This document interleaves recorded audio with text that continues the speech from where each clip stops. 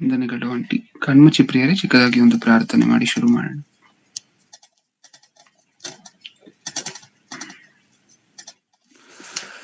ಪ್ರೀತಿಯುಳ್ಳ ಪರಲೋಕದಲ್ಲಿರುವ ನಮ್ಮ ತಂದೆಯೇ, ಇದು ಮಹೋನ್ನತವಾಗಿರುವಂತಹ ದಿನವನ್ನು ಕೊಟ್ಟಿಕ್ಕಾಗಿ ನಮಗೆ ಸ್ತೋತ್ರ ಅಪ್ಪ. ನೀವು ಕೊಟ್ಟಿರುವಂತಹ ಅತ್ಯಮೂಲ್ಯವಾಗಿರುವಂತಹ ಗಳಿಗೆಯಲ್ಲಿ ನಿಮ್ಮ ಅತ್ಯಮೂಲ್ಯವಾಗಿರುವಂತಹ ಮಾತುಗಳನ್ನು ಆಲೋಚನೆ ಮಾಡ್ಲಿಕ್ಕೆ ಹೊರಟಿದೀವಿ ತಂದೆ.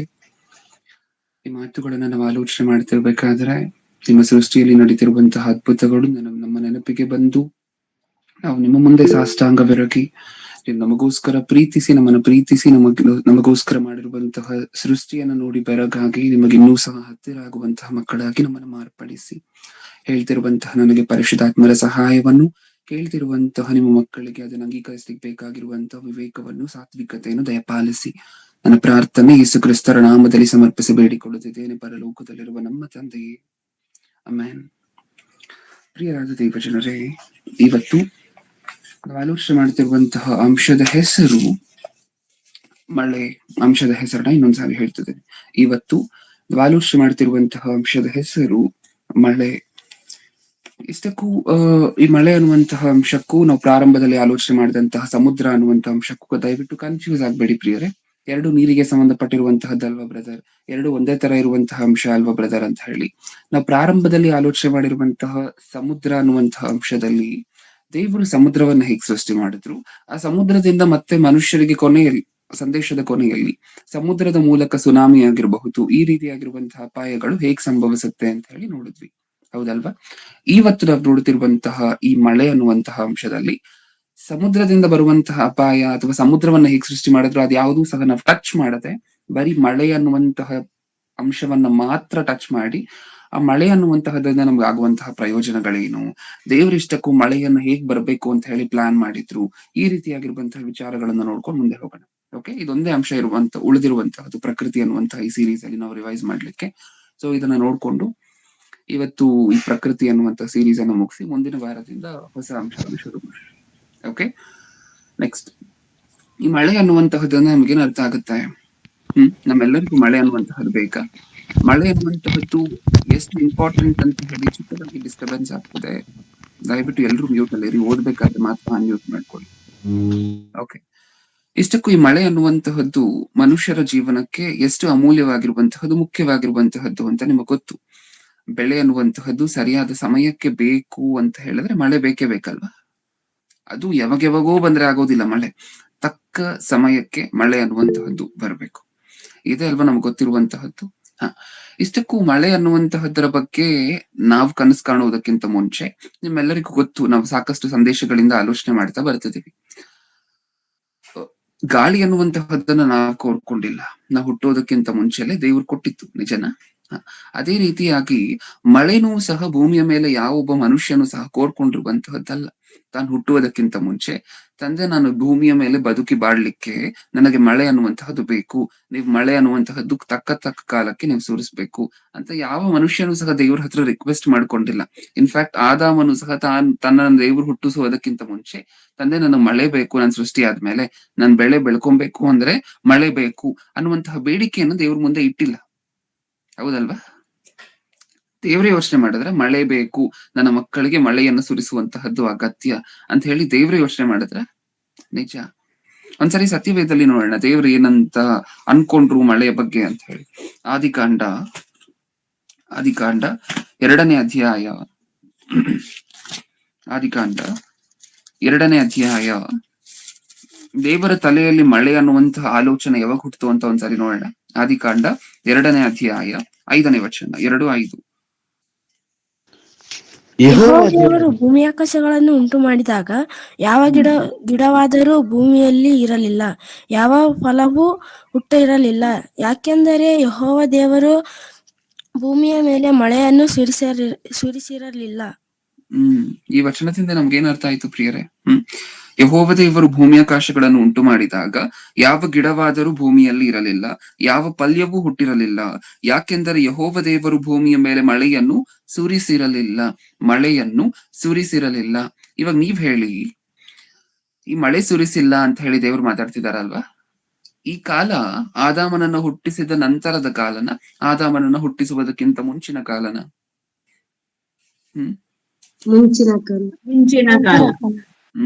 ಅಂದ್ರೆ ಇನ್ನು ಭೂಮಿ ಮೇಲೆ ದೇವರು ಆದಾಮನನ್ನು ಹುಟ್ಟಿಸಿರ್ಲಿಲ್ಲ. ಇಲ್ಲ, ಆದಾಮನನ್ನ ಭೂಮಿಯ ಮೇಲೆ ಹುಟ್ಟಿಸುವುದಕ್ಕಿಂತ ಮುಂಚೆ ದೇವ್ರು ಏನ್ ಮಾತಾಡ್ತಿದ್ದಾರೆ, ನಾನು ಭೂಮಿಯ ಮೇಲೆ ಇನ್ನೂ ಮಳೆ ಸುರಿಸಿಲ್ಲ ಅಂತ ಹೇಳಿ ಮಾತಾಡ್ತಿದ್ದಾರೆ. ಆದ್ರೆ ಮಳೆ ಅನ್ನುವಂತ ಆಲೋಚನೆ ಯಾವಾಗಿತ್ತು ದೇವರ ಮನಸ್ಸಿನಲ್ಲಿ? ಆದಾಮನನ್ನು ಹುಟ್ಟಿಸಿದ ನಂತರನ, ಆದಾಮನನ್ನು ಹುಟ್ಟಿಸುವುದಕ್ಕಿಂತ ಮುಂಚೆನ? ಮುಂಚೆನೆ ಇತ್ತು. ಮುಂಚೆನೆ ಇತ್ತು. ಅಂದ್ರೆ ನನ್ನ ಮಕ್ಕಳನ್ನ ನಾನು ಭೂಮಿಯ ಮೇಲೆ ಸೃಷ್ಟಿ ಮಾಡ್ಬೇಕಂದ್ರೆ ಅವರನ್ನು ಸೃಷ್ಟಿ ಮಾಡುವುದಕ್ಕಿಂತ ಮುಂಚೆ ಮಳೆ ಅನ್ನುವಂತಹದ್ದು ಏರ್ಪಾಟಾಗ್ಬೇಕು. ನನ್ನ ಮಕ್ಕಳು ಭೂಮಿಯ ಮೇಲೆ ಬರ್ತಾರೆ ಅಂದ್ರೆ ಅವ್ರಿಗೆ ಮಳೆ ಬೇಕು, ಅದನ್ನ ನಾನು ಮುಂಚೆನೆ ರೆಡಿ ಮಾಡಿರ್ಬೇಕು. ನಾನು ಆಗ್ಲೇ ಹೇಳಿದ್ನಲ್ವಾ, ಯಾರು ಕೋರ್ಕೊಂಡಿಲ್ಲ ಮಳೆ ಅನ್ನುವಂತಹದ್ದು ಬೇಕು ಅಂತ. ಮಳೆ ಸುರಿಬೇಕು ಭೂಮಿಯ ಮೇಲೆ ಅಂತ ನಾವ್ ದೇವರನ್ನ ಕೇಳ್ಕೊಂಡಿಲ್ಲ, ನಾವ್ ರಿಕ್ವೆಸ್ಟ್ ಮಾಡಿಲ್ಲ. ಅದಕ್ಕೋಸ್ಕರ ದೇವರು ತನಗೆ ತಾನೇ ಯೋಚನೆ ಮಾಡಿ ನನ್ನ ಮಕ್ಕಳು ಭೂಮಿಯ ಮೇಲೆ ಬದುಕಿ ಬಾಳ್ಬೇಕಂತ ಹೇಳಿದ್ರೆ ಮಳೆ ಬೇಕು ಅನ್ನುವಂತಹ ಉದ್ದೇಶದಿಂದ ಮಳೆಯನ್ನ ಏರ್ಪಾಟು ಮಾಡಿದ್ದಾರೆ. ನಾವ್ ಕೇಳ್ಕೊಳ್ಳದೆ ಹೋದ್ರು ಏರ್ಪಾಟು ಮಾಡಿದ್ದಾರೆ. ಹೌದಾ? ಗಾಳಿಯನ್ನ ನಾವು ಕೋರ್ಕೊಂಡಿಲ್ಲ, ದೇವ್ರು ಸೃಷ್ಟಿ ಮಾಡಿದ್ರು. ಮಳೆ ಅನ್ನುವಂತಹದನ್ನ ನಾವು ಕೋರ್ಕೊಂಡಿಲ್ಲ, ದೇವರು ಸೃಷ್ಟಿ ಮಾಡಿದ್ದಾರೆ. ಮುಂದೆ ಇನ್ನು ಮಳೆ ಬಗ್ಗೆ ಇನ್ನೂ ಏನೇನಂತೆ? ಯೋಬನ ಗ್ರಂಥ 37ನೇ ಅಧ್ಯಾಯ 11ನೇ ವಚನ. 37:11. ಇದಲ್ಲದೆ ಮೋಡಗಳ ಮೇಲೆ ಮಂಜಿನ ಭಾರವನ್ನು ಹೇರಿ ತನ್ನ ಮಿಂಚಿನ ಮೇಘಮಂಡಲವನ್ನು ಹರಡುವನು. ಏನಂತ ಅಂದ್ರು? ಇದಲ್ಲದೆ ಮೋಡಗಳ ಮೇಲೆ ಮಂಜಿನ ಭಾರವನ್ನು ಹೇರಿ ತನ್ನ ಮಿಂಚಿನ ಮೇಘಮಂಡಲವನ್ನು ಹರಡುವನು. ಇದೆಲ್ಲ ಆಗ್ಬೇಕು ಪ್ರಿಯರೇ. ಮಳೆ ಆಗ್ಬೇಕಾದ್ರೆ ಸುಮ್ನೆ ಆಗೋದಿಲ್ಲ. ನಮಗ್ ಮಳೆ ಬರ್ತಿದೆ ಅಂತ ಹೇಳಿದ್ರೆ, ಕಂಟಿನ್ಯೂಸ್ ಆಗಿ ಅಷ್ಟೊಂದು ನೀರ್ ಬರ್ತಿದೆ ಅಂತ ಹೇಳಿದ್ರೆ ಮೇಲಿಂದ, ಎಲ್ಲಿಂದ ಬರ್ತಿದೆ ಅದು? ದೇವ್ರು ಹೇಳ್ತಿದ್ದಾರೆ. ದೇವ್ರು ಏನ್ ಮಾಡ್ತಿದ್ದಾರೆ ಗೊತ್ತಾ? ಮೋಡಗಳ ಮೇಲೆ ಮಂಜಿನ ಭಾರವನ್ನು ಹೇರಿ. ನೀವ್ ತಲೆ ಎತ್ತಿದ್ರೆ ಆಕಾಶದಲ್ಲಿ ನಿಮ್ಗೆ ಕಾಣಿಸುತ್ತಲ್ವ ಮೋಡಗಳು?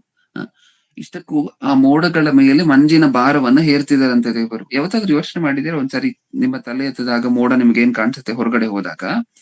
ಆ ಮೋಡವನ್ನ ನೋಡಿದಾಗ, ಅಬ್ಬಾ ಇಷ್ಟು ದೊಡ್ಡ ಮೋಡ, ಇದಕ್ಕೊಂದು ಪಿಲ್ಲರ್ ಇದೆಯಾ? ಈ ಮೋಡಕ್ಕೆ ಒಂದು ಪಿಲ್ಲರ್ ಇದೆಯಾ? ನೀವ್ ಮನೆ ಕಟ್ಟಬೇಕಾದ್ರೆ, ಮೋಲ್ಡ್ ಹಾಕ್ಬೇಕಾದ್ರೆ ಕೆಳಗಡೆ ಪಿಲ್ಲರ್ ಇರ್ಬೇಕು, ನಿಜಾನ? ಈ ಮೋಡ ಅನ್ನುವಂತಹದಕ್ಕೆ ಪಿಲ್ಲರ್ ಇದೆಯಾ? ಯಾರಾದ್ರೂ ಕಟ್ಟಿರುವಂತಹ ಪಿಲ್ಲರ್ ಇದೆಯಾ? ಇಲ್ಲ. ಅಷ್ಟೊಂದು ದೊಡ್ಡ ಭಾರವಾಗಿರುವಂತಹ ಮೋಡ ಹೇಗ್ ನಿಂತಿದೆ? ಹೀಗೆ ನಿಂತಿದೆ. ನಮಗ್ ಗೊತ್ತಿರುವಂತಹದ್ದು ಒಂದೇ, ಭೂಮಿ ಶೂನ್ಯದಲ್ಲಿ ನಿಂತಿದೆ. ಯಾವ ಸಪೋರ್ಟ್ ಇಲ್ಲದೆ ನಿಂತಿದೆ. ಇಷ್ಟು ಮಾತ್ರ ನಮಗ್ ಗೊತ್ತಿರುವಂತಹದ್ದು. ಆದ್ರೆ ವಿಚಿತ್ರವಾಗಿರುವಂತಹ ಸಂಗತಿ ಏನ್ ಗೊತ್ತಾ? ಭೂಮಿ ಒಂದೇ ಅಲ್ಲ. ನೀವು ಹೊರಗಡೆ ಹೋದಾಗ ನಿಮ್ಮ ಕಣ್ಣಿಗೆ ಕಾಣಿಸುವಂತಹ ಅಷ್ಟು ಮೋಡಗಳು ಯಾವ ಸಪೋರ್ಟ್ ಇಲ್ದೇನೆ ನಿಂತಿದೆ. ಹೌದಲ್ವಾ? ಅದನ್ನ ಯಾರು ಹಿಡ್ಕೊಂಡಿಲ್ಲ ಅಲ್ವಾ? ಅದು ಪಿಲ್ಲರ್ಗಳಿಲ್ಲ ಅಲ್ವಾ? ಇಲ್ಲ. ಆದ್ರೂ ನಿಂತಿದ್ಯಾ? ನಿಂತಿದೆ. ಒಂದೊಂದು ಮೋಡ ಎಷ್ಟೆಷ್ಟು ಭಾರವಾಗಿರುತ್ತೆ ನಿಮ್ಗೆ ಗೊತ್ತಾ ಪ್ರಿಯರೇ?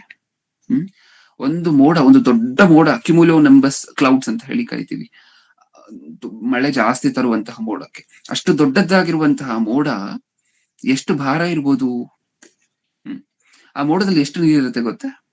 ಇಡೀ ಊರನ್ನ, ಇಡೀ ಬೆಂಗಳೂರನ್ನ ಬೇಕಾದ್ರೂ ಸಹ ತೇವಿಸಿ ಮಳೆ ತರುವಂತಹ, ಇಡೀ ಬೆಂಗಳೂರಿಗೆ ಮಳೆ ತರುವಂತಹ ನೀರು ಒಂದು ದೊಡ್ಡ ದೊಡ್ಡ ಮೋಡದಲ್ಲಿರುತ್ತೆ ಗೊತ್ತಾ? ಅತಿ ದೊಡ್ಡ ಆಕಾರದಲ್ಲಿರುವಂತಹ ಮೋಡಗಳಿರುತ್ತೆ. ನಾನು ಆಗ್ಲೇ ಹೇಳಿದ್ನಲ್ಲ, ಕ್ಯುಮುಲೋನಿಂಬಸ್ ಕ್ಲೌಡ್ಸ್ ಅಂತ ಹೇಳಿ ಕರಿತೀವಿ ಅದನ್ನ. ಆ ಮೋಡಕ್ಕೆ ಎಷ್ಟು ಶಕ್ತಿ ಇರುತ್ತೆ ಅಂದ್ರೆ, ಒಂದು ಊರು ಪೂರ್ತಿ, ಒಂದು ಸಿಟಿಯನ್ನ ಪೂರ್ತಿ ಮಳೆಯಿಂದ ಒದ್ದೆ ಮಾಡುವಂತ ಕೆಪಾಸಿಟಿ ಇರುತ್ತೆ ಒಂದು ದೊಡ್ಡ ದೊಡ್ಡ ಮೋಡಕ್ಕೆ. ಅದ್ರ ಭಾರ ಎಷ್ಟಿರ್ಬೋದು ನೀವು ಯೋಚನೆ ಮಾಡಿ ನೋಡಿ. ಒಂದು ಟ್ಯಾಂಕರ್ ನೀರನ್ನ ತರುವಂತಹ ಒಂದು ಟ್ರಾಕ್ಟರ್ ಅಥವಾ ನೀವ್ ನೋಡುವಂತಹ ಮಿನಿ ಲಾರಿಗಳು ಎಷ್ಟೋ ಟನ್ಗಳು ವೆಯ್ಟ್ ಇರುತ್ತೆ ಅಂತ ನಿಮ್ಗೆ ಅನ್ಸುತ್ತೆ. ಇಡೀ ಊರಿಗೆ ನೀರು ತರುವಂತಹ ಒಂದು ಮೋಡ, ಅದರ ವೆಯ್ಟ್ ಎಷ್ಟಿರ್ಬಹುದು? ಅಷ್ಟು ಭಾರ ಇದ್ರೂ ದೇವ್ರು ಯಾವ ಪಿಲ್ಲರ್ ಆಗದೆ ನಿಲ್ಸಿದಾರ ಅದನ್ನ? ಹೌದು. ಮೋಡದ ಮೇಲೆ ಮಂಜಿನ ಭಾರವನ್ನ ಹೇರಿ ದೇವರು, ಮೋಡದ ಮೇಲೆ ಮಂಜಿನ ಭಾರವನ್ನ ಹೇರಿ. ಇಷ್ಟಕ್ಕೂ ನಿಮಗೇನ್ ಬರುತ್ತಲ್ವಾ ಪ್ರಿಯರೇ, ಮಳೆ ನೀರು. ಆ ಮಳೆ ನೀರು ನೀರಾಗಿ ಕನ್ವರ್ಟ್ ಆಗುವುದಕ್ಕಿಂತ ಮುಂಚೆ ಇದು ನೀರಾಗಿರೋದಿಲ್ಲ. ಮೋಡದಲ್ಲಿ ಇರ್ಬೇಕಾದ್ರೆ ಒಂದು ರೀತಿಯಾಗಿರುವಂತಹ ಮಂಜಾಗಿರುತ್ತೆ, ಸಾಲಿಡ್ ಫಾರ್ಮ್ ಅಲ್ಲಿ ಇರುತ್ತೆ, ಲಿಕ್ವಿಡ್ ಫಾರ್ಮ್ ಅಲ್ಲಿ ಇರೋದಿಲ್ಲ, ದ್ರವ ರೂಪದಲ್ಲಿ ಇರೋದಿಲ್ಲ, ಗಟ್ಟಿಯಾಗಿರುವಂತಹ ಪದಾರ್ಥದ ರೂಪದಲ್ಲಿ ಇರುತ್ತೆ. ಅದು ಅಲ್ಲಿಂದ ಬರ್ಬೇಕಾದ್ರೆ ಮತ್ತೆ ಟೆಂಪರೇಚರ್ ಚೇಂಜ್ ಆಗಿ ನೀರಾಗಿ ಕನ್ವರ್ಟ್ ಆಗುತ್ತೆ ನಮ್ಮ ಹತ್ರ ಬರೋಷ್ಟ್ರಲ್ಲಿ, ಮಳೆಯಾಗಿ. ಹೌದಾ? ಇಷ್ಟೊಂದು ಸೈನ್ಸ್ ಇದೆಯಾ ಇದರ ಹಿಂದೆ? ಇಷ್ಟೊಂದು ಸೈನ್ಸ್ ಅನ್ನ ಯಾರು ಮೈಂಟೈನ್ ಮಾಡ್ಬೇಕು ಅಂತ, ಇಷ್ಟೊಂದು ಸೈಂಟಿಫಿಕ್ ಆಗಿ ಇದೆಲ್ಲ ವರ್ಕ್ ಆಗ್ಬೇಕು ಅಂತ ಹೇಳಿದ್ರೆ ಇದರ ಹಿಂದೆ ಇರುವಂತಹ ದೇವ್ರಂತೆ. ನೀವು ಓದಂತಹ ವಚನದಲ್ಲಿ ಅದೇ ಇರುವಂತಹದ್ದು. ಇನ್ನೊಂದ್ಸರಿ ಓದೋಣ. ಇದಲ್ಲದೆ ಮೋಡಗಳ ಮೇಲೆ ಮಂಜಿನ ಭಾರವನ್ನು ಹೇರಿ ತನ್ನ ಮಿಂಚಿನ ಮೇಘಮಂಡಲವನ್ನು ಹರಡುವನು. ಮೋಡದ ಮೇಲೆ ಮಂಜಿನ ಭಾರವನ್ನು ಹೇರಿದಂತವರು ದೇವರೇ. ಆ ಭಾರ ಇರುವಂತಹ ಮೋಡವನ್ನ ಆಕಾಶದಲ್ಲಿ ನಿಲ್ಲಿಸಿದಂತವರು ದೇವರೇ. ಯಾವತ್ತಾದ್ರೂ ಬಿದ್ದೋಗಿದ್ಯಾ? ಯಾವತ್ತಾದ್ರೂ ಮೋಡಗಳು ಬಿದ್ದೋಗಿರುವಂತಹ ಘಟನೆಗಳಿದ್ಯಾ? ನೀವು ಸಾಕಷ್ಟು ಸರಿ ಏನೇನೋ ಕಟ್ತಿರ್ತೀರ ಪ್ರಿಯರೇ ಮೇಲೆಗಡೆ, ಹೌದಾ? ಬೋರ್ಡು, ಅದು ಇದು ಸಾಕಷ್ಟು ಐಟಮ್ಸ್ ಅನ್ನ ಒಂದ್ ಕೆಲವು ಕಾರಣದ ನಿಮಿತ್ತ ಮೇಲೆ ಕಟ್ತಿರ್ತೀರ. ಒಂದು ದಾರವನ್ನ ತಗೊಂಡು ಹೋಗಿ ಮೇಲಿನ ಜಾಗದಲ್ಲಿ ಕಟ್ತಿರ್ತೀರ. ಸಾಕಷ್ಟು ಸರಿ ನೀವ್ ಕಟ್ಟಿರುವಂತಹದ್ದೆಲ್ಲ ಕೆಳಗಡೆ ಬಿದ್ದಿರುವಂತಹ ಉದಾಹರಣೆಗಳಿದೆಯಾ? ನೀವ್ ಕಟ್ಟಿರುವಂತಹ ಯಾವ ಪದಾರ್ಥವಾದ್ರೂ ಕೆಳಗಡೆ ಉರುಳಿ ಬಿದ್ದಿರುವಂತಹ ಉದಾಹರಣೆಗಳಿದೆಯಾ? ಸಾಕಷ್ಟಿದೆ ಅಲ್ವಾ? ಯಾವತ್ತಾದ್ರೂ ಮೋಡ ಬಿದ್ದಿರುವಂತಹ ನೀವ್ ಕೇಳಿದ್ದೀರಾ? ದೇವರು ಮೋಡವನ್ನ ಎಲ್ಲಿಗೂ ಕಟ್ಟದೆ, ಮೋಡಕ್ಕೆ ಕೆಳಗಡೆ ಪಿಲ್ಲರ್ ಹಾಕದೆ ಮೋಡವನ್ನ ನಿಲ್ಸಿದಾರಂತೆ. ಅದ್ ಯಾವತ್ತಾದ್ರೂ ಕೆಳಗಡೆ ಬಿದ್ದೋಗಿರುವಂತ ಉದಾಹರಣೆ ಇದೆಯಾ? ಏನಕ್ಕೋಸ್ಕರ ಬಿದ್ದಿಲ್ಲ ಗೊತ್ತಾ? ಭೂಮಿಯ ಮೇಲೆ ನೀವಿದ್ದೀರಾ ಅಂತ ಹೇಳಿ, ದೇವರ ಮಕ್ಕಳಾಗಿರುವಂತಹ ನಾವೆಲ್ಲರೂ ಇದ್ದೀವಿ ಅಂತ ಹೇಳಿ. ಅಷ್ಟು ಭಾರ ಇದ್ರು ಮೋಡ, ದೇವರು ಯಾವ ಪಿಲ್ಲರ್ ಹಾಕದೆ ಹೋದ್ರು, ದಾರದಿಂದ ಅದನ್ನ ಮೇಲೆ ಕಟ್ಟದೆ ಹೋದ್ರು, ಹಗ್ಗದಿಂದ ಅದನ್ನ ಹೆಣಿಯದೆ ಹೋದ್ರು, ಅದ್ ಹಾಗೆ ನಿಂತಿದೆ, ಬೀಳದೆ ನಿಂತಿದೆ. ನಿಜನಾ? ಏನ್ ಅರ್ಥ ಆಗ್ತದೆ ನಮ್ಗೆ ಇದರಿಂದ? ನಾವು ಮೋಡ ಮಳೆ ಅನ್ನುವಂತಹದ್ದು ಬೇಕು ಅಂತ ಹೇಳಿ ಕೋರ್ಕೊಂಡಿಲ್ಲ, ದೇವರ ಸೃಷ್ಟಿ ಮಾಡಿದ್ರು, ಹೌದಾ? ನಮಗೋಸ್ಕರ ಮೋಡಗಳು ಕೆಳಗಡೆ ಬೀಳದೆ ಎಷ್ಟು ಭಾರವಾಗಿದ್ರು ಸಹ ಅದಲ್ಲೇ ಇರುವಂತೆ ನಿಲ್ಸಿದರಂತೆ. ಇನ್ನೂ ಏನೇನ್ ಮಾಡಿದಾರಂತೆ ದೇವ್ರು ನಮಗೋಸ್ಕರ? ಯೋಬನ ಗ್ರಂಥ 5ನೇ ಅಧ್ಯಾಯ 10ನೇ ವಚನ. ಯೋಬನ ಗ್ರಂಥ 5ನೇ ಅಧ್ಯಾಯ 10ನೇ ವಚನ. ಭೂಮಿಯ ಮೇಲೆ ಮಳೆ ಸುರಿಸಿ ಹೊಲಗದ್ದೆಗಳಿಗೆ ನೀರನ್ನು ಒದಗಿಸುತ್ತಾನೆ. ಅಂದ್ರೆ ಇಲ್ಲಿ ಮತ್ತೆ ರಿಐಟರೇಟ್ ಮಾಡ್ತಿದ್ದಾರೆ. ರಿಐಟರೇಟ್ ಅಂದ್ರೆ ಮತ್ತೆ ಕನ್ಫರ್ಮ್ ಮಾಡ್ತಿದ್ದಾರೆ. ಏನಂತ? ಭೂಮಿಯ ಮೇಲೆ ಮಳೆ ಸುರಿಸಿ ಹೊಲ ಗದ್ದೆಗಳನ್ನೆಲ್ಲ ಒದ್ದೆ ಮಾಡ್ತಿರುವಂತಹದ್ದು, ನಿಮಗೆ ಬೆಳೆ ಕೊಡ್ತಿರುವಂತಹದ್ದು ಯಾರ್ಯಾರೋ ಅಂತ ಅನ್ಕೊಬಿಡ್ಬೇಡಿ ನೀವು. ನಾನೇ. ನೀವು ಹುಟ್ಟುವುದಕ್ಕಿಂತ ಮುಂಚಿನ ಮಳೆಯನ್ನ ಸೃಷ್ಟಿ ಮಾಡಿದಾರಲ್ವಾ, ಅದ್ ಯಾರು ಅಂತ ಹೇಳಿ ನಾವು ಒಂದ್ ವೇಳೆ ಮನುಷ್ಯ ಸತ್ಯವೇದ ಏನು ಅಂತ ಗೊತ್ತಿಲ್ಲ ಅಂತ ಅನ್ಕೊಳ್ಳಿ ಒಬ್ಬ ಮನುಷ್ಯನಿಗೆ. ದೇವ್ರು ಯಾರು ಅಂತ ಹೇಳಿ ಗೊತ್ತಿಲ್ಲ ಅಂತ ಅನ್ಕೊಳ್ಳಿ. ಮಳೆ ಅನ್ನುವಂತ ಒಂದು ಪದ್ಧತಿಯನ್ನ ನೋಡಿದ್ರೆ ಅರ್ಥ ಮಾಡ್ಕೋಬೇಕು, ಗೊತ್ತಾ ದೇವ್ರು ಯಾರು ಅಂತ? ಹೌದಾ ಇಲ್ವಾ? ಮಳೆ ಅನ್ನುವಂತ ಒಂದು ಪದ್ಧತಿಯನ್ನ ನೋಡಿದ್ರೆ ಅರ್ಥ ಆಗೋಗ್ಬೇಕು, ಗೊತ್ತಾ ದೇವ್ರು ಯಾರು ಅಂತ? ಹೌದಾ ಇಲ್ವಾ? ಯಾಕೆಂದ್ರೆ ತಕ್ಕ ಕಾಲಕ್ಕೆ ನೀರು ಬರುತ್ತೆ, ಹೌದಾ?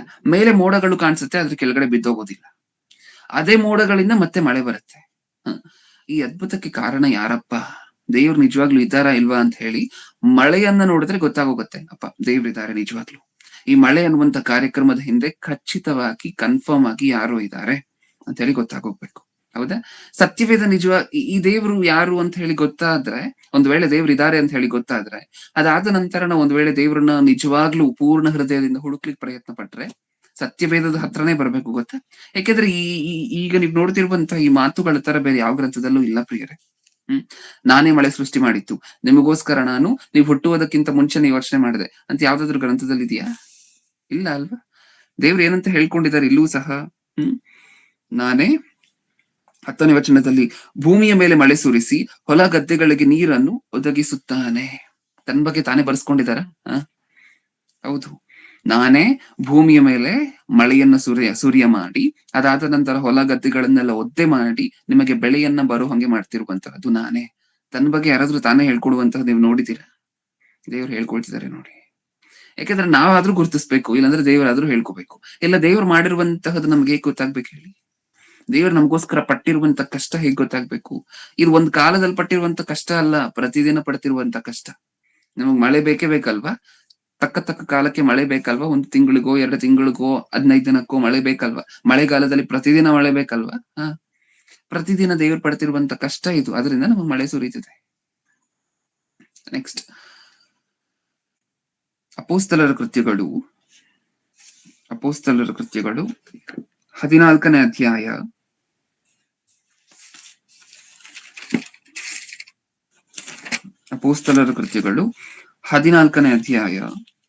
17ನೇ ವಚನ. ಆದರೂ ಆತನು ತನ್ನ ವಿಷಯದಲ್ಲಿ ಸಾಕ್ಷಿ ಕೊಡದೇ ಇರಲಿಲ್ಲ, ನಿಮಗೆ ಆಕಾಶದಿಂದ ಮಳೆಯನ್ನು ಸುಗ್ಗಿ ಕಾಲಗಳನ್ನು ದಯಪಾಲಿಸಿ ಆಹಾರ ಕೊಟ್ಟು ನಿಮ್ಮ ಮನಸ್ಸುಗಳನ್ನು ಆನಂದದಿಂದ ತುಂಬಿಸಿ ಉಪಕಾರ ಮಾಡುತ್ತಾ ಬಂದವನು ಆತನೇ ಎಂದು ಹೇಳಿದರು. ಏನಂತ ಆದರೂ ಆತನು ತನ್ನ ವಿಷಯದಲ್ಲಿ ಸಾಕ್ಷಿ ಕೊಡದೇ ಇರಲಿಲ್ಲ. ನಿಮಗೆ ಆಕಾಶದಿಂದ ಮಳೆಯನ್ನು ಸುಗ್ಗಿ ಕಾಲವನ್ನು ದಯಪಾಲಿಸಿ ಆಹಾರ ಕೊಟ್ಟು ನಿಮ್ಮ ಮನಸ್ಸುಗಳನ್ನು ಆನಂದದಿಂದ ತುಂಬಿಸಿ ಉಪಕಾರ ಮಾಡುತ್ತಾ ಬಂದವನು ಆತನೇ ಎಂದು ಹೇಳಿದರು. ಮಳೆ ಅನ್ನುವಂತಹದ್ದು ದೇವರು ಮನುಷ್ಯರಿಗೆ ಮಾಡ್ತಿರುವಂತಹ ಏನಂತೆ ಉಪಕಾರನ, ಹೆಲ್ಪ್. ದೇವರು ಮನುಷ್ಯರಿಗೆ ಮಾಡ್ತಿರುವಂತಹ ಹೆಲ್ಪ್ ಏನಂತೆ ಮಳೆ. ಮಳೆ ಅನ್ನುವಂತಹದ್ದು ಒಂದು ಪದ್ಧತಿ ಇಲ್ಲ ಅಂತ ಅನ್ಕೊಳ್ಳಿ ಪ್ರಿಯರೇ. ಹೇಗಿರ್ತಿತ್ತು ನಮ್ಮ ಪರಿಸ್ಥಿತಿ ಊಹೆ ಮಾಡ್ಕೊಂಡು ನೋಡ್ಕೊಳ್ಳಿ. ನಿಮ್ಗೆ ಅನ್ನಿಸ್ಬೋದು ಆ ದೇವರು ಮನುಷ್ಯರಿಗೆ ಮಾಡ್ತಿರುವಂತಹ ಹೆಲ್ಪ್ ಅಂದ್ರೆ 1 ಕೋಟಿ ಕೊಡುವಂತಹದ್ದು 2 ಕೋಟಿ ಕೊಡುವಂತಹದ್ದು ಅಂತ. ದೇವರು ಮನುಷ್ಯರಿಗೆ ಇಡೀ ಪ್ರಪಂಚಕ್ಕೆ ಮಾಡ್ತಿರುವಂತಹ ಅತಿ ದೊಡ್ಡ ಮೇಲೇನ್ ಗೊತ್ತಾ? ಮಳೆಯನ್ನ ಸುರಿಸುವಂತಹದ್ದು. ಅದು ಒಂದಿಲ್ಲ ಅಂತ ಅನ್ಕೊಳ್ಳಿ, ನೀವ್ ಯೋಚನೆ ಮಾಡಿ ನೋಡಿ ಹೇಗಿರ್ತಿದ್ದು ನಮ್ಮ ಪರಿಸ್ಥಿತಿ. ಭೂಮಿಯ ಮೇಲಿರುವಂತಹ ನೀರನ್ನ ಶುದ್ಧೀಕರಿಸ್ತಿರುವಂತಹದ್ದು ಯಾವ್ದು ಗೊತ್ತಾ? ಮಳೆ ಅನ್ನುವಂತಹ ಪದ್ಧತಿನೇ. ನಿಮ್ಮೆಲ್ಲರಿಗೂ ಗೊತ್ತು, ಮಳೆ ಬರ್ಬೇಕು ಅಂತ ಹೇಳಿದ್ರೆ ಏನಾಗ್ಬೇಕು ಅಂತ ನಮಗ್ ಗೊತ್ತಲ್ವಾ? ಸೂರ್ಯನ ಕಿರಣಗಳು ಭೂಮಿಯ ಮೇಲಿರುವಂತಹ ನೀರಿನ ಮೇಲೆ ಬೀಳ್ಬೇಕು. ಸಮುದ್ರದ ಮೇಲೆ ಒಂದು ವೇಳೆ ಉದಾಹರಣೆಗೆ ಸೂರ್ಯನ ಕಿರಣಗಳು ಬಿದ್ದಾಗ ಸಮುದ್ರದಲ್ಲಿರುವಂತಹ ನೀರೇನಾಗತ್ತೆ? ಆವಿಯಾಗಿ ಮೇಲ್ ಹೋಗುತ್ತೆ, ಹೌದಲ್ವಾ? ನೀವು ಬಿಸಿನೀರ್ ಕಾಯಿಸ್ಬೇಕಾದ್ರೆ ಮೇಲೆ ಮುಚ್ಚಿರುವಂತಹ ಪ್ಲೇಟ್ ಮೇಲೆ ಇರುತ್ತಲ್ವಾ ನೀರ್ ಡ್ರಾಪ್ಲೆಟ್ಸ್ ಎಲ್ಲ ಮೇಲ್ ಹೋಗಿ ಆವಿಯಾಗಿ. ಹಾಗೆ ಸೂರ್ಯನ ಕಿರಣಗಳು ಸಮುದ್ರದ ಮೇಲೆ ಬಿದ್ದಾಗ, ಸಮುದ್ರದ ಮೇಲೋ ಬಿದ್ದಾಗ ಆ ನದಿಯಲ್ಲೋ ಸಮುದ್ರದಲ್ಲಿರುವಂತಹ ನೀರು ಅಬೆಯ ರೂಪದಲ್ಲಿ ಮೇಲ್ ಹೋಗುತ್ತೆ, ಹೌದಾ? ಅದು ಮೇಲ್ ಹೋಗಿ ಮೋಡವಾಗಿ ಕನ್ವರ್ಟ್ ಆಗುತ್ತೆ. ಆ ಮೋಡದಿಂದನೇ ಮತ್ತೆ ನಮಗೆ ಮಳೆ ಬರುವಂತಹದ್ದು.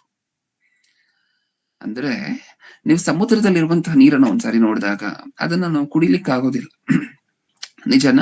ಅದನ್ನ ನಾವು ಬಳಕೆ ಮಾಡ್ಕೊಳ್ಲಿಕ್ಕೆ ಆಗತ್ತಾ? ಹೋಗ್ಲಿ ಇಲ್ಲ. ಹಾಗಾದ್ರೆ ನಾವು ಸಮುದ್ರದಲ್ಲಿ ಸಾಕಷ್ಟು ನೀರಿದೆ, ಅಂದ್ರೆ ಸಮುದ್ರದಲ್ಲಿ ಇರುವಂತಹ ನೀರನ್ನ ನಾವು ಬಳಕೆ ಮಾಡ್ಕೊಳ್ಲಿಕ್ಕೆ ಆಗೋದಿಲ್ಲ. ಈಗ ಏನಾಗ್ಬೇಕು?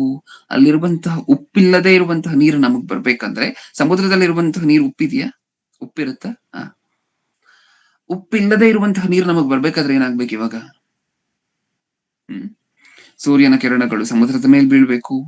ಅಲ್ಲಿರುವಂತಹ ನೀರ್ ಮಾತ್ರ ಉಪ್ಪನ್ನೆಲ್ಲ ಮತ್ತೆ ಸಮುದ್ರದಲ್ಲಿ ಬಿಟ್ಟು ನೀರ್ ಮಾತ್ರ ಮೋಡವಾಗಿ ಅಬೆಯಾಗಿ ಮೇಲೋಗ್ಬೇಕು.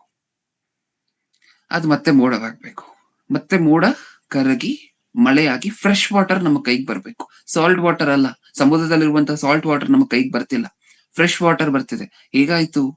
ಸಮುದ್ರದಲ್ಲಿರುವಂತಹ ನೀರನ್ನೇ ತಗೊಂಡು, ಸಮುದ್ರದಲ್ಲಿರುವಂತಹ ಸಾಲ್ಟ್ ವಾಟರ್ ಅನ್ನ ತಗೊಂಡು ದೇವರು ನಮಗ್ ಫ್ರೆಶ್ ವಾಟರ್ ಕೊಟ್ರೆ, ಹೌದು.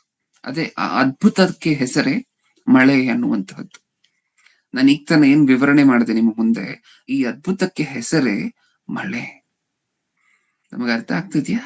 ಅದ್ಭುತ ಅಲ್ವಾ ನಿಜವಾಗ್ಲು? ಉಪ್ಪು ನೀರು, ಸಮುದ್ರ ಎಲ್ಲ ಏನು ಉಪ್ಪು ನೀರು. ಆ ಉಪ್ಪು ನೀರಿಂದ ನೀರನ್ನ ತೆಗೆದು ದೇವ್ರು ಉಪ್ಪಿಲ್ಲದೆ ಇರುವಂತಹ ನೀರನ್ನ ನಮಗೆ ಕೊಡುವಂತಹ ಕಾರ್ಯಕ್ರಮದ ಹೆಸರು ಏನು ಅಂತ ಹೇಳಿದೆ ನಾನು? ಮಳೆ. ಮಳೆ ಅನ್ನುವಂತಹದ್ದು ನಮಗೆ ಕಾಮನ್ ಆಗೋಗಿರ್ಬೋದಾ? ಮಳೆ ಅಂದ್ರೆ ಏನ್ ದೊಡ್ಡದ? ಯಾವಾಗ್ಲೂ ಬರುವಂತಹದ್ದೇ, ನಾವ್ ನೋಡಿರುವಂತಹದ್ದೇ. ನಾವ್ ನೋಡಿರುವಂತಹದ್ದು ನಮಗ್ ಗೊತ್ತಿರುವಂತಹದ್ದು ಮಾತ್ರ ಅಲ್ಲ ಮಳೆ ಅಂದ್ರೆ. ಮಳೆ ಅಂದ್ರೆ ಎಷ್ಟು ದೇವರು ಆ ಮಳೆ ಅನ್ನುವಂತ ಕಾರ್ಯಕ್ರಮದ ಹಿಂದೆ ಸಾಕಷ್ಟು ಕಾಲ ಯೋಚನೆ ಮಾಡಿ ಅದರ ಬಗ್ಗೆ ಸಾಕಷ್ಟು ವರ್ಷಗಳು ಅದಕ್ಕೋಸ್ಕರ ನಮಗೋಸ್ಕರ ಕಷ್ಟಪಟ್ಟಿದ್ದಾರೆ, ನಿಜನ? ಅದನ್ನ ನೀವು ನೋಡ್ತಿರುವಂತಹದ್ದು. ಈ ಮಳೆ ಅನ್ನುವಂತಹದ್ದು ಭೂಮಿಯ ಮೇಲೆ ವಾಸ ಮಾಡುವಂತಹ ಮನುಷ್ಯರಿಗೆ ಏನ್ ತಗೊಂಡ್ಬರುತ್ತಂತೆ? ಸಂತೋಷ, ಖುಷಿ, ಅವರ ಮನಸ್ಸಿಗೆ ಆನಂದವನ್ನ ತಗೊಂಡ್ಬರುತ್ತಂತೆ. ನೀವು ಓದಂತಹ ಮಾತಲ್ಲಿರುವಂತಹದ್ದು ಅದೇ ಅಲ್ವಾ? ಆತನ ವಿಷಯದಲ್ಲಿ ಸಾಕ್ಷಿ ಕೊಡದೇ ಇರಲಿಲ್ಲ. ನಿಮಗೆ ಆಕಾಶದಿಂದ ಮಳೆಯನ್ನು ಸುಗ್ಗಿ ಕಾಲವನ್ನು ದಯಪಾಲಿಸಿ ಆಹಾರ ಕೊಟ್ಟು ನಿಮ್ಮ ಮನಸ್ಸುಗಳನ್ನು ಆನಂದದಿಂದ ತುಂಬಿಸಿ ಉಪಕಾರ ಮಾಡುತ್ತಾ ಬಂದವನು ಆತನೇ ಎಂದು ಹೇಳಿದರು. ಆಕಾಶದಿಂದ ಮಳೆ ಸುರಿದ್ರೆ ನಮಗ್ ಸಂತೋಷ ಆಗತ್ತ? ಖುಷಿ ಆಗತ್ತ? ಅಲ್ಲಿ ಬರ್ಸಿದ್ದಾರೆ ಪ್ರಿಯರು ನೀಟಾಗಿ. ಆಕಾಶದಿಂದ ಮಳೆ ಸುರಿಸುತ್ತಾ ಸುಗ್ಗಿ ಕಾಲವನ್ನು ದಯಪಾಲಿಸುತ್ತಾ, ಅದೇ ಅಲ್ವಾ ನಾವು ಪ್ರಾರಂಭದಲ್ಲಿ ಓದಿತ್ತು. ನಿಮಗೆ ಆಕಾಶದಿಂದ ಮಳೆಯನ್ನು ಸುಗ್ಗಿ ಕಾಲಗಳನ್ನು ದಯಪಾಲಿಸಿ. ಸುಗ್ಗಿ ಕಾಲ ಅಂದ್ರೆ ಏನು? ಸುಗ್ಗಿ ಕಾಲ ಅಂದ್ರೆ ಏನು? ಇಷ್ಟಕ್ಕೂ ಬೆಳೆ ಫಲ ಬರುವ ಕಾಲ, ಬೆಳೆದಿರುವಂತಹ ಬೆಳೆಯನ್ನ ನಾವು ಕುಯ್ಯುವಂತಹ ಕಾಲ ಸುಗ್ಗಿ ಕಾಲ ಅಂತ ಹೇಳಿದ್ರೆ, ಹೌದಾ? ಬೆಳೆ ನಮ್ಮ ಕೈಗೆ ಬರುವಂತಹ ಕಾಲ. ಇಷ್ಟಕ್ಕೂ ಈ ಸುಗ್ಗಿ ಕಾಲ ಬರ್ಬೇಕಂದ್ರೆ ಯಾವ ಕಾಲ ಬರ್ಬೇಕು? ಸುಗ್ಗಿ ಕಾಲ. ಆ ಮಳೆ ಆಗ್ಬೇಕು, ನಿಜನ? ಮಳೆ ಆದ್ರೆ ಆಮೇಲೆ ಸುಗ್ಗಿಕಾಲ ಬಂದ್ರೆ ನಾವೆಲ್ಲರೂ ಹ್ಯಾಪಿ. ಮನುಷ್ಯರು ಭೂಮಿಯ ಮೇಲೆ ಎಲ್ಲರೂ ಸಹ ಖುಷಿನಾ? ಹೌದು. ಯಾಕಂದ್ರೆ ಹಣ ಜೇಬಿಗೆ ಬರುವಂತ ಕಾಲ ಅಲ್ವಾ ಅದು ಸುಗ್ಗಿಕಾಲ ಅಂದ್ರೆ. ನೀವು ಬೆಳೆದಿರುವಂತಹ ಬೆಳೆ ಮಾರಿ ಅದರಿಂದ ಲಾಭ ಬರುವಂತಹ ಕಾಲ ಅಲ್ವಾ ಸುಗ್ಗಿಕಾಲ ಅಂದ್ರೆ. ಸುಗ್ಗಿಕಾಲ ಬಂದ್ರೆ ನಾವೆಲ್ಲರೂ ಹ್ಯಾಪಿ ಆಗ್ಬೇಕಂದ್ರೆ ಸುಗ್ಗಿಕಾಲ ಬರ್ಬೇಕು. ಇಷ್ಟಕ್ಕೂ ಸುಗ್ಗಿಕಾಲ ಹೇಗ್ ಬರುತ್ತೆ? ಮಳೆ ಆದ್ರೆ ಬರುತ್ತೆ, ಇಲ್ಲ ಅಂದ್ರೆ ಇಲ್ಲ. ಸುಗ್ಗಿಕಾಲ ಬಂದ್ರೆ ಮನುಷ್ಯರ ಮನಸ್ಸುಗಳು ಖುಷಿಯಾಗಿರುತ್ತೆ. ಆ ಸುಗ್ಗಿಕಾಲ ಬರ್ಬೇಕು ಅಂದ್ರೆ ದೇವರು ಮಳೆಯನ್ನ ಕೊಡ್ಬೇಕು. ಅದಕ್ಕೆ ಫಸ್ಟ್ ದೇವರು ನಿಮಗೆ ಮಳೆಯನ್ನು, ಸುಗ್ಗಿಕಾಲವನ್ನು ಕೊಟ್ಟು ನಿಮ್ಮ ಮನಸ್ಸಿಗೆ ಸಂತೋಷವನ್ನ ಉಂಟು ಮಾಡ್ತಿರುವಂತಹದ್ದು ನಾನೇ ಅಂತ ಹೇಳ್ಕೊಂತಿದ್ದಾರೆ. ಅಂದ್ರೆ ಮಳೆ ಬಂದ್ರೆ ಸುಗ್ಗಿಕಾಲದಲ್ಲಿ ನಾವು ಖುಷಿಯಾಗಿರ್ಬೇಕಂದ್ರೆ ಮಳೆ ಬರಬೇಕು. ನಮಗೆ ಇಷ್ಟು ವರ್ಷ ಸಂತೋಷ ಆನಂದ ಕೊಟ್ಟಿದ್ಯಾರು ಗೊತ್ತಾ ಪ್ರಿಯರೇ? ಪ್ರತಿ ಸುಗ್ಗಿಕಾಲದಲ್ಲೂ ಒಬ್ಬ ರೈತ ತಾನು ಬೆಳೆದಿರುವಂತಹ ಬೆಳೆಯನ್ನ ಮಾರಿ ತನ್ನ ಕುಟುಂಬದೊಡನೆ ತೃಪ್ತಿಯಾಗಿ, ಆ ರೈತನು ಬೆಳೆದಿರುವಂತಹ ಬೆಳೆಯನ್ನ ನಾವು ಕೊಂಡ್ಕೊಂಡು ನಾವ್ ಅದನ್ನ ಊಟ ಮಾಡಿ ನಾವು ತೃಪ್ತಿಯಾಗಿದ್ದೀವಿ ಅಂತ ಹೇಳಿದ್ರೆ ಕಾರಣ ಯಾರು ಗೊತ್ತಾ? ಇದಕ್ಕೆ ಬ್ಯಾಕ್ ಬೋನ್ ಆಗಿ ಕೆಲಸ ಮಾಡ್ತಿರುವಂತಹದ್ದು ಯಾರು ಗೊತ್ತಾ? ಇಂಗ್ಲಿಷ್ ಅಲ್ಲಿ ಒಂದು ಪ್ರಾವರ್ಬ್ ಇದೆ, ನಮಗ್ ಗೊತ್ತಲ್ವಾ? ಫಾರ್ಮರ್ ಏನಂತೆ ಈ ದೇಶಕ್ಕೆ ಬೆನ್ನೆಲುಬು. ಒಬ್ಬ ರೈತನು ಈ ದೇಶಕ್ಕೆ ಬೆನ್ನೆಲುಬು. ಇದನ್ನೇ ನಾವು ಓದ್ಕೊಳ್ತೀವಲ್ವಾ? Farmer is the backbone of the country. ಇದನ್ನು ನಾವು ಓದ್ಕೊಳ್ತೀವಲ್ವಾ? ಸೈನ್ಸ್ ಟೆಕ್ಸ್ಟ್ ಬುಕ್ ಗಳಲ್ಲಿ ಎಲ್ಲ ಓದ್ಕೊಂಡಿರ್ತೀವಲ್ವಾ ಚಿಕ್ಕ ವಯಸ್ಸಲ್ಲಿ. ರೈತನು ಈ ದೇಶಕ್ಕೆ ಏನಂತೆ? ಬೆನ್ನೆಲುಬು. ನಮಗ್ ಗೊತ್ತಿಲ್ಲದೆ ಇರುವಂತಹ ವಿಚಾರ ಏನ್ ಗೊತ್ತಾ? ರೈತನಿಗೂ ನಮಗೂ ಎಲ್ಲರಿಗೂ ಸೇರಿ ಬೆನ್ನೆಲುಬು ಯಾರು? ದೇವರು. ಈ ದೇಶಕ್ಕೆ ಮಾತ್ರ ಅಲ್ಲ, ಪ್ರತಿ ದೇಶಕ್ಕೂ ಬೆನ್ನೆಲುಬು ದೇವ್ರೆ, ಹೌದಲ್ವಾ? ರೈತ ಏನ್ ಮಾಡ್ಬೇಕಿತ್ತು ನೀವ್ ಹೇಳಿ? ಸುಗ್ಗಿ ಕಾಲಕ್ಕೆ ಮುಂಚೆ ಮಳೆ ಬರದೆ ಹೋದ್ರೆ ಬೆಳೆ ಬರ್ತಿತ್ತ ಕೈಯಲ್ಲಿ? ಸುಗ್ಗಿ ಕಾಲ ಆಚರಣೆ ಮಾಡ್ಲಿಕ್ಕಾದ್ರೂ ಆಗ್ತಿತ್ತ? ಇಲ್ಲ. ಅದನ್ನ ಆಚರಿಸ್ತಿದೀವಿ. ಸುಗ್ಗಿ ಕಾಲ ಅನ್ನುವಂತಹದ್ದು ಅಂದ್ರೆ ಬೆಳೆ ಕುಯ್ಯುವಂತಹ ಕಾಲ ಬರ್ತಿದೆ ಅಂತ ಹೇಳಿದ್ರೆ ಅದಕ್ಕೆ ಕಾರಣ ರೈತ ಅಲ್ಲ. ರೈತನು ಕಷ್ಟಪಟ್ಟಿರ್ಬೋದು, ಬೀಜ ಬಿತ್ತಲಿಕ್ಕೋಸ್ಕರ ಕಷ್ಟಪಟ್ಟಿರ್ಬೋದು. ಆದ್ರೆ ಬೀಜ ಬಿತ್ತಿದ ನಂತರ ಬೆಳೆ ಕೈಗೆ ಬರದೆ ಹೋದ್ರೆ, ಮಳೆ ಬರದೆ ಹೋದ್ರೆ ಏನ್ ಮಾಡ್ತಾನೆ ರೈತ? ನೀವು ಯೋಚನೆ ಮಾಡಿ ನೋಡಿ. ಅದಕ್ಕೆ ಪ್ರತಿ ಮನುಷ್ಯನ ಬೆನ್ನೆಲುಬು ಸಹ, ಪ್ರತಿ ಮನುಷ್ಯನಿಗೂ, ಪ್ರತಿಯೊಬ್ಬೊಬ್ಬರ ಜೀವನಕ್ಕೂ ಬೆನ್ನೆಲುಬು ಯಾರು? ದೇವರು. ಅಲ್ಲಿಂದ ಆಗ್ಬೇಕಲ್ವಾ ಫಸ್ಟ್ ಮಳೆ. ಅಲ್ಲಿಂದ ಮಳೆ ಆಗದೆ ಹೋದ್ರೆ ರೈತ ಏನ್ ಮಾಡ್ಬೇಕಿತ್ತು? ಟ್ರಾಕ್ಟರ್ ಅಲ್ಲಿ ನೀರು ಎಷ್ಟು ಎಕರೆಗೆ ಅಂತ ಹೇಳಿ ಹೊಡಿಸ್ತಿದ್ದ ಹೇಳಿ ನೀವು? ಟ್ರಾಕ್ಟರ್ ಅಲ್ಲಿ ಆರ್ಟಿಫಿಷಿಯಲ್ ಆಗಿ, ಬ್ರದರ್ ಮಳೆ ಬಂದಿಲ್ಲ ಅಂದ್ರೆ ತೊಂದ್ರೆ ಇಲ್ಲ ಬ್ರದರ್, ನಾವು ಟ್ರಾಕ್ಟರ್ ಅಲ್ಲಿ ನೀರು ಹೊಡಿಸ್ತೀವಿ. ಎಷ್ಟಕ್ ಬಾಳಿದೀವಿ ನಾವೆಲ್ಲರೂ ಸಹ. ಎಷ್ಟು ಕೋಟಿಗೆ ಒಬ್ಬ ಮನುಷ್ಯ ಬಾಳಿದ್ರು ಸಹ ಎಷ್ಟು ಎಕರೆಗೆ ನೀರು ಹೊಡಿಸ್ತಾನೆ ಟ್ರಾಕ್ಟರ್ ಅಲ್ಲಿ? ಮಳೆ ಬೇಕೇ ಬೇಕಲ್ವಾ? ಹೌದು. ಮಳೆ ಅನ್ನುವಂತಹದ್ದು ಅಷ್ಟೊಂದು ಇಂಪಾರ್ಟೆಂಟ್. ಇಲ್ಲ ಅದಕ್ಕೆ ಬರ್ಸಿರುವಂತಹದ್ದು ಪ್ರತಿ ವರ್ಷವೂ ಸಹ ನಿಮ್ಮ ಮನಸ್ಸು ಆನಂದದಿಂದ ತುಂಬಿರ್ಬೇಕಂದ್ರೆ ಆ ಆನಂದಕ್ಕೆ ಕಾರಣ ಯಾರು? ದೇವರು. ಇನ್ನೊಂದ್ಸಾರಿ ಓದ್ಕೊಂಡು ಮುಂದೆ ಹೋಗೋಣ ಇದೇ ವಚನವನ್ನ. ಆತನು ತನ್ನ ವಿಷಯದಲ್ಲಿ ಸಾಕ್ಷಿ ಕೊಡದೇ ಇರಲಿಲ್ಲ. ನಿಮಗೆ ಆಕಾಶದಿಂದ ಮಳೆಯನ್ನು, ಸುಗ್ಗಿ ಕಾಲಗಳನ್ನು ದಯಪಾಲಿಸಿ ಆಹಾರ ಕೊಟ್ಟು ನಿಮ್ಮ ಮನಸ್ಸುಗಳನ್ನು ಆನಂದದಿಂದ ತುಂಬಿಸಿ ಉಪಕಾರ ಮಾಡುತ್ತಾ ಬಂದವನು ಆತನೇ ಎಂದು ಹೇಳಿದರು. ನೆಕ್ಸ್ಟ್ ಯಾಜಕ ಕಾಂಡ. ಇನ್ನೂ ಮಳೆ ಸುರಿಸ್ತೀನಿ ಅಂತ ಹೇಳಿ ಸುಮ್ನೆ ಇಷ್ಟ ಬಂದಂತೆ ಸುರಿಸ್ತಿಲ್ವಂತೆ ದೇವರು. ಇನ್ನೂ ಹೇಗ್ ಸುರಿಸ್ತಿದಾರಂತೆ ಮಳೆಯನ್ನ? ಡಿವೈಡ್ ಮಾಡಿ ಯಾವ್ಯಾವ ಕಾಲಕ್ಕೆ ಯಾವ್ಯಾವ ಮಳೆ ಸುರಿಬೇಕು ಅನ್ನುವಂತಹದನ್ನು ಡಿವೈಡ್ ಮಾಡಿ ಸುರಿಸ್ತಿದಾರಂತೆ. ಯಾಜಕ ಕಾಂಡ 26ನೇ ಅಧ್ಯಾಯ 4ನೇ ವಚನ. 26:4. ಆಜ್ಞೆಗಳನ್ನು ಅನುಸರಿಸಿ ನಡೆದರೆ ನಾವು ಮುಂಗಾರು ಹಿಂಗಾರು ಮಳೆಗಳನ್ನು ಆಯಾ ಕಾಲದಲ್ಲಿಯೇ ಬರಮಾಡುವೆನು. ನಿಮ್ಮ ಹೊಲಗಳು ಒಳ್ಳೆ ಬೆಲೆಯನ್ನು ಕೊಡುವವು, ತೋಟದ ಮರಗಳು ಬಹಳ ಫಲ ಕೊಡುವವು. ಏನ್ ಅರ್ಥ ಆಯ್ತು ನಮ್ಗೆ ಈ ವಚನದಿಂದ? ಮಳೆ ಸುರಿಸ್ತೀನಿ ಅಂತ ಹೇಳಿ ಇಷ್ಟ ಬಂದಂತೆ ಸುರಿಸ್ತಿದಾರ ದೇವ್ರು? ಇಲ್ಲ ಅಲ್ವಾ? ಹೇಗ್ ಸುರಿಸ್ತಿದಾರಂತೆ? ದೇವ್ರದೇ ಆಗಿರುವಂತಹ ಒಂದು ಕ್ರಮ ಇಟ್ಟಿದಾರಂತೆ. ಮಳೆಯನ್ನ ಡಿವೈಡ್ ಮಾಡಿದಾರಂತೆ ದೇವರು. ಹೌದಾ? ಅದ್ ಯಾವ್ದಂತೆ? 2 ತರ ಮಳೆ. ನಾನು 4ನೇ ವಚನ ಓದ್ತಿದ್ದೀನಿ, 26:4. ನಾನು ಮುಂಗಾರು ಹಿಂಗಾರು ಮಳೆಗಳನ್ನು ಆಯಾ ಕಾಲದಲ್ಲಿಯೇ ಬರಮಾಡುವೆನು. ನಾನು ಮುಂಗಾರು ಹಿಂಗಾರು ಮಳೆಗಳನ್ನು ಆಯಾ ಕಾಲದಲ್ಲಿಯೇ ಬರಮಾಡುವೆನು. ಅಂದ್ರೆ ಮುಂಗಾರು ಮಳೆ ಸುರಿಯುವಂತ ಕಾಲದಲ್ಲಿ ಮುಂಗಾರು ಮಳೆನೆ ಸುರಿಸ್ತೀನಿ, ಹಿಂಗಾರು ಮಳೆ ಸುರಿಯುವಂತ ಕಾಲದಲ್ಲಿ ಹಿಂಗಾರು ಮಳೆನೆ ಸುರಿಸ್ತೀನಿ. ಪ್ರೀ ಮಾನ್ಸೂನಲ್ ಅಂಡ್ ಪೋಸ್ಟ್ ಮಾನ್ಸೂನಲ್ ಶವರ್ಸ್ ಅಂತ ಹೇಳಿ ಕರಿತೀವಿ. ಕೇಳಿದೀವ ನಾವು ಈ ಹೆಸರುಗಳನ್ನ. ಸೋಷಿಯಲ್ ಸ್ಟಡೀಸ್ ಅಥವಾ ಸೈನ್ಸ್ ಓದುವಂತಹ ನಿಮ್ಮ ಮಕ್ಕಳು ಅವರ ಹೈಸ್ಕೂಲ್ ಅಲ್ಲಿ ಇದನ್ನೆಲ್ಲ ಓದ್ತಿರ್ತಾರೆ. ನಿಮ್ ಮಕ್ಕಳನ್ನ ಒಂದ್ಸಾರಿ ಕೇಳಿ ನೋಡಿ, ಅಪ್ಪ ಪ್ರೀ ಮಾನ್ಸೂನಲ್ ಶವರ್ಸ್ ಅನ್ನುವಂತ ಪದವನ್ನ ಕೇಳಿದ್ಯಾ ಅಂತ ಹೇಳ್ತಾರ ಅವರು. ಹೂ ಅಂತ. ಅವ್ರ ಶಾಲೆಯಲ್ಲಿ ಹೇಳ್ಕೊಟ್ಟಿದ್ದಾರೆ. ಏನಂತ? ಪ್ರೀ ಮಾನ್ಸೂನಲ್ ಶವರ್ಸ್ ಬೇಕು. ಬೆಳೆ ಬೆಳಿಬೇಕಂದ್ರೆ ಎಲ್ರೂ ಬೆಳೆದಿರುವಂತಹ ಬೆಳೆ ಕೈಗೆ ಬರ್ಬೇಕು ಅಂತ ಹೇಳಿದ್ರೆ ಯಾವ್ಯಾವ ಮಳೆಗಳು ಬೇಕು? ನಮಗೆ ಗೊತ್ತಿರುವಂತಹ ಮಳೆ ಅಷ್ಟೇ ಅಲ್ವಾ? ಆ ಮಳೆಗಳಲ್ಲಿ ಎಷ್ಟು ವಿಧವಾಗಿರುವಂತಹ ಮಳೆಗಳಿದೆಯಂತೆ. ಪ್ರೀ ಮಾನ್ಸೂನಲ್ ಶವರ್ಸ್, ಪೋಸ್ಟ್ ಮಾನ್ಸೂನಲ್ ಶವರ್ಸ್, ಹಿಂಗಾರು ಮಳೆ, ಮುಂಗಾರು ಮಳೆ. ಇದೆರಡು ಬೇರೆ ಬೇರೆ ರೀತಿಯಾಗಿರುವಂತಹ ಮಳೆ. ಆ ಎರಡೂ ಮಳೆಗಿರುವಂತಹ ವ್ಯತ್ಯಾಸ ಏನ್ ಗೊತ್ತಾ? ಅದರಲ್ಲಿ ಒಂದು ಮಳೆ ಮಳೆಗಾಲಕ್ಕಿಂತ ಮುಂಚೆ ಬರುತ್ತೆ, ಇನ್ನೊಂದು ಮಳೆ ಮಳೆಗಾಲದಲ್ಲಿ ಬರುತ್ತೆ. ಹೌದಾ? ಪ್ರೀ ಮಾನ್ಸೂನಲ್ ಶವರ್ಸ್ ಅಂತ ಹೇಳಿದ್ರೆ ಬೇಸಿಗೆ ಕಾಲ ಆಗ್ತಿದ್ದಂಗೆ ಬೇಸಿಗೆ ಕಾಲದ ಎಂಡ್ ಅಲ್ಲಿ ಶುರು ಆಗ್ಲಿಕ್ಕೆ ಬೀಳ್ಲಿಕ್ಕೆ ಶುರು ಆಗುತ್ತೆ ಈ ಮಳೆ. ಅದನ್ನೇ ಪ್ರೀ ಮಾನ್ಸೂನಲ್ ಶವರ್ಸ್ ಅಂತ ಕರಿತೀವಿ. ಮ್ಯಾಂಗೋ ಶವರ್ಸ್ ಅಂತಾನು ಕರಿತೀವಿ. ಇಷ್ಟಕ್ಕೂ ಮಾವಿನ ಹಣ್ಣು ತಿಂತೀವಲ್ವ ಬೇಸಿಗೆ ಕಾಲದಲ್ಲಿ, ಆ ಮಾವಿನ ಹಣ್ಣು ಬರ್ಬೇಕು ಅಂತ ಹೇಳಿದ್ರೆ ಫಸ್ಟ್ ಈ ಪ್ರೀ ಮಾನ್ಸೂನಲ್ ಶವರ್ಸ್ ಆಗ್ಬೇಕು. ಹೌದಾ? ಮಳೆಗಾಲದಲ್ಲಿ ಮಳೆ ಬಿದ್ದರೆ ಬೆಳೆಯುವಂತಹ ಬೆಳೆಗಳು ಕೆಲವು, ಮಳೆಗಾಲಕ್ಕಿಂತ ಮುಂಚೆ ಕೆಲವು ಬೆಳೆಗಳಿಗೆ ಮಳೆ ಬೇಕು. ಅದಕ್ಕೆ ದೇವರು ಪ್ರೀ ಮಾನ್ಸೂನಲ್ ಶವರ್ಸ್ ಕೊಡ್ತೀನಿ, ಪೋಸ್ಟ್ ಮಾನ್ಸೂನಲ್ ಶವರ್ಸ್ ಕೊಡ್ತೀನಿ. ಅಂದ್ರೆ ಹಿಂಗಾರು ಮಳೆ ಕೊಡ್ತೀನಿ, ಮುಂಗಾರು ಮಳೆ ಕೊಡ್ತೀನಿ ತಕ್ಕ ಕಾಲಕ್ಕೆ. ಯಾಕಂದ್ರೆ ಎಲ್ಲಾ ಬೆಳೆಗೂ ಒಂದೇ ಕಾಲದಲ್ಲಿ ಮಳೆ ಬಂದ್ರೆ ಆಗೋದಿಲ್ಲ ಪ್ರಿಯರೇ. ಭೂಮಿಯ ಮೇಲೆ ಬೆಳೆಯುವಂತಹ ಎಲ್ಲಾ ಬೆಳೆಗಳಿಗೂ ಒಂದೇ ಕಾಲದಲ್ಲಿ ಮಳೆ ಬಂದ್ರೆ ಆಗೋದಿಲ್ಲ. ಅದಕ್ಕೆ ರಾಬಿ ಕ್ರಾಪ್ಸ್, ಖಾರಿಫ್ ಕ್ರಾಪ್ಸ್ ಅಂತ ಹೇಳಿ ಡಿವೈಡ್ ಮಾಡ್ತೀವಿ ಬೆಳೆಗಳನ್ನ. ಇದನ್ನ ಕೇಳಿದೀವ ನಾವು. ರಾಬಿ ಬೆಳೆಗಳು, ಖಾರಿಫ್ ಬೆಳೆಗಳು ಅನ್ನುವಂತೆ ಡಿವೈಡ್ ಮಾಡ್ತೀವಿ ನಾವು ಬೆಳೆಗಳನ್ನ. ಅಂದ್ರೆ ಕೆಲವು ಬೆಳೆಗಳಿಗೆ ಪ್ರೀ ಮಾನ್ಸೂನಲ್ ಶವರ್ಸ್ ಬೇಕು, ಹಿಂಗಾರು ಮಳೆ ಮುಂಗಾರು ಮಳೆ ಬೇಕು. ಹೌದಾ? ಇನ್ನೂ ಕೆಲವು ಬೆಳೆಗಳಿಗೆ ಪೋಸ್ಟ್ ಮಾನ್ಸೂನಲ್ ಶವರ್ಸ್ ಬೇಕು, ಹಿಂಗಾರು ಮಳೆ ಬೇಕು. ಈ ಎರಡೂ ರೀತಿಯಾಗಿರುವಂತಹ ಮಳೆಗಳು ಬಂದ್ರೆ ಹಿಂಗಾರು ಮಳೆಯಿಂದ ಬೆಳೆಯುವಂತಹ ಬೆಳೆಗಳು ಸ್ವಲ್ಪ, ಮುಂಗಾರು ಮಳೆಯಿಂದ ಬೆಳೆಯುವಂತಹ ಬೆಳೆಗಳು ಸ್ವಲ್ಪ. ನಮಗ ಅರ್ಥ ಆಗ್ತಿದ್ಯಾ? ಇದು ನಮ್ಗೆ ಗೊತ್ತಿರ್ಲಿಲ್ಲ ಅಲ್ವಾ? ಇಷ್ಟು ದಿನ ಈ ಸಂದೇಶವನ್ನ ನಾವು ಕೇಳುವುದಕ್ಕಿಂತ ಮುಂಚೆ ಆ ಹಿಂಗಾರು ಮಳೆ ಅಂತ ಹೇಳಿ ಒಂದು ಮಳೆ ಇದೆ, ಮುಂಗಾರು ಮಳೆ ಅಂತ ಹೇಳಿ ಒಂದು ಮಳೆ ಇದೆ. ಈ ಪದ್ಧತಿ, ಈ ಕ್ರಮ ನಮಗೆ ಗೊತ್ತಿರ್ಲಿಲ್ಲ ಅಲ್ವಾ? ನೋಡಿದ್ರೆ ನಮಗ್ ಗೊತ್ತಿಲ್ಲ ಅಂತ ಹೇಳಿದ್ರು, ನಾವ್ ಕೇಳದೆ ಹೋದ್ರು, ಡ್ಯಾಡಿ ನಮಗ್ ಹಿಂಗಾರು ಮಳೆನೂ ಬೇಕು, ಮುಂಗಾರು ಮಳೆನೂ ಬೇಕು ಅಂತ ನಾವು ದೇವ್ರ ಹತ್ರ ಕೇಳದೆ ಹೋದ್ರು, ದೇವ್ರು ಮಾತ್ರ ನನ್ನ ಮಕ್ಕಳಿಗೆ ಹಿಂಗಾರು ಮಳೆ ಬೇಕು, ಮುಂಗಾರು ಮಳೆ ಬೇಕು, ಈ ಎರಡು ರೀತಿಯಾಗಿರುವಂತಹ ಮಳೆಗಳು ಬೇಕು ಅಂತ ಹೇಳಿ ಅನ್ಕೊಂಡು ಅದನ್ನ ಕ್ರಿಯೇಟ್ ಮಾಡಿ, ಅದನ್ನ ಸೃಷ್ಟಿ ಮಾಡಿ ತಕ್ಕ ಕಾಲಕ್ಕೆ ಕೊಡ್ತಿದಾರಂತೆ. ಹೌದಾ? ಏನ್ ಅರ್ಥ ಆಗ್ತದೆ ಪ್ರಿಯರೇ ನಮ್ಗೆ ಇದರಿಂದ? ನಮ್ ಬಗ್ಗೆ ಯೋಚನೆ ಮಾಡಿದ್ರ ದೇವ್ರು. ಇನ್ನೊಂದ್ಸರಿ ಓದೋಣ. ನಾನು ಮುಂಗಾರು ಹಿಂಗಾರು ಮಳೆಗಳನ್ನು ಆಯಾ ಕಾಲದಲ್ಲಿಯೇ ಬರಮಾಡುವೆನು. ಇಷ್ಟ ಬಂದಿರುವಂತ ಕಾಲದಲ್ಲ, ಆಯಾ ಕಾಲದಲ್ಲೇ ಬರಹೊಂಗೆ ಮಾಡ್ತೀನಿ.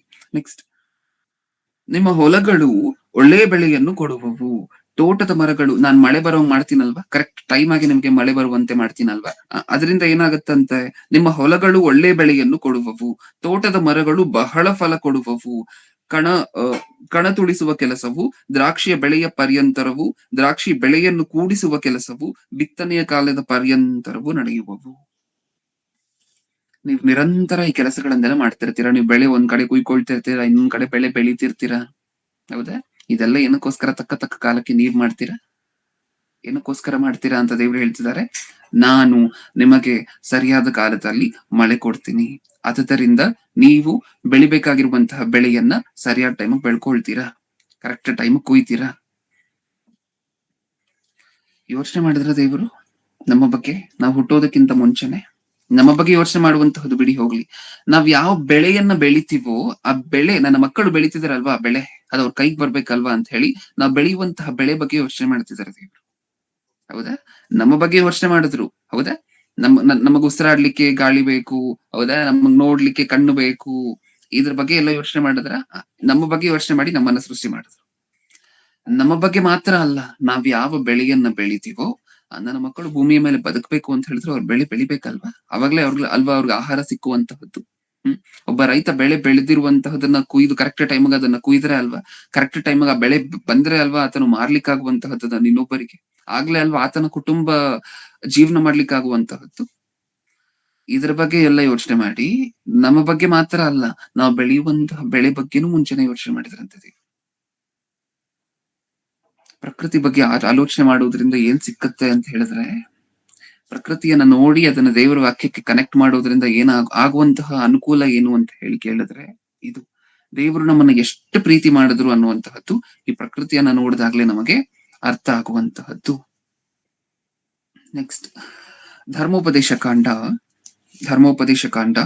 11ನೇ ಅಧ್ಯಾಯ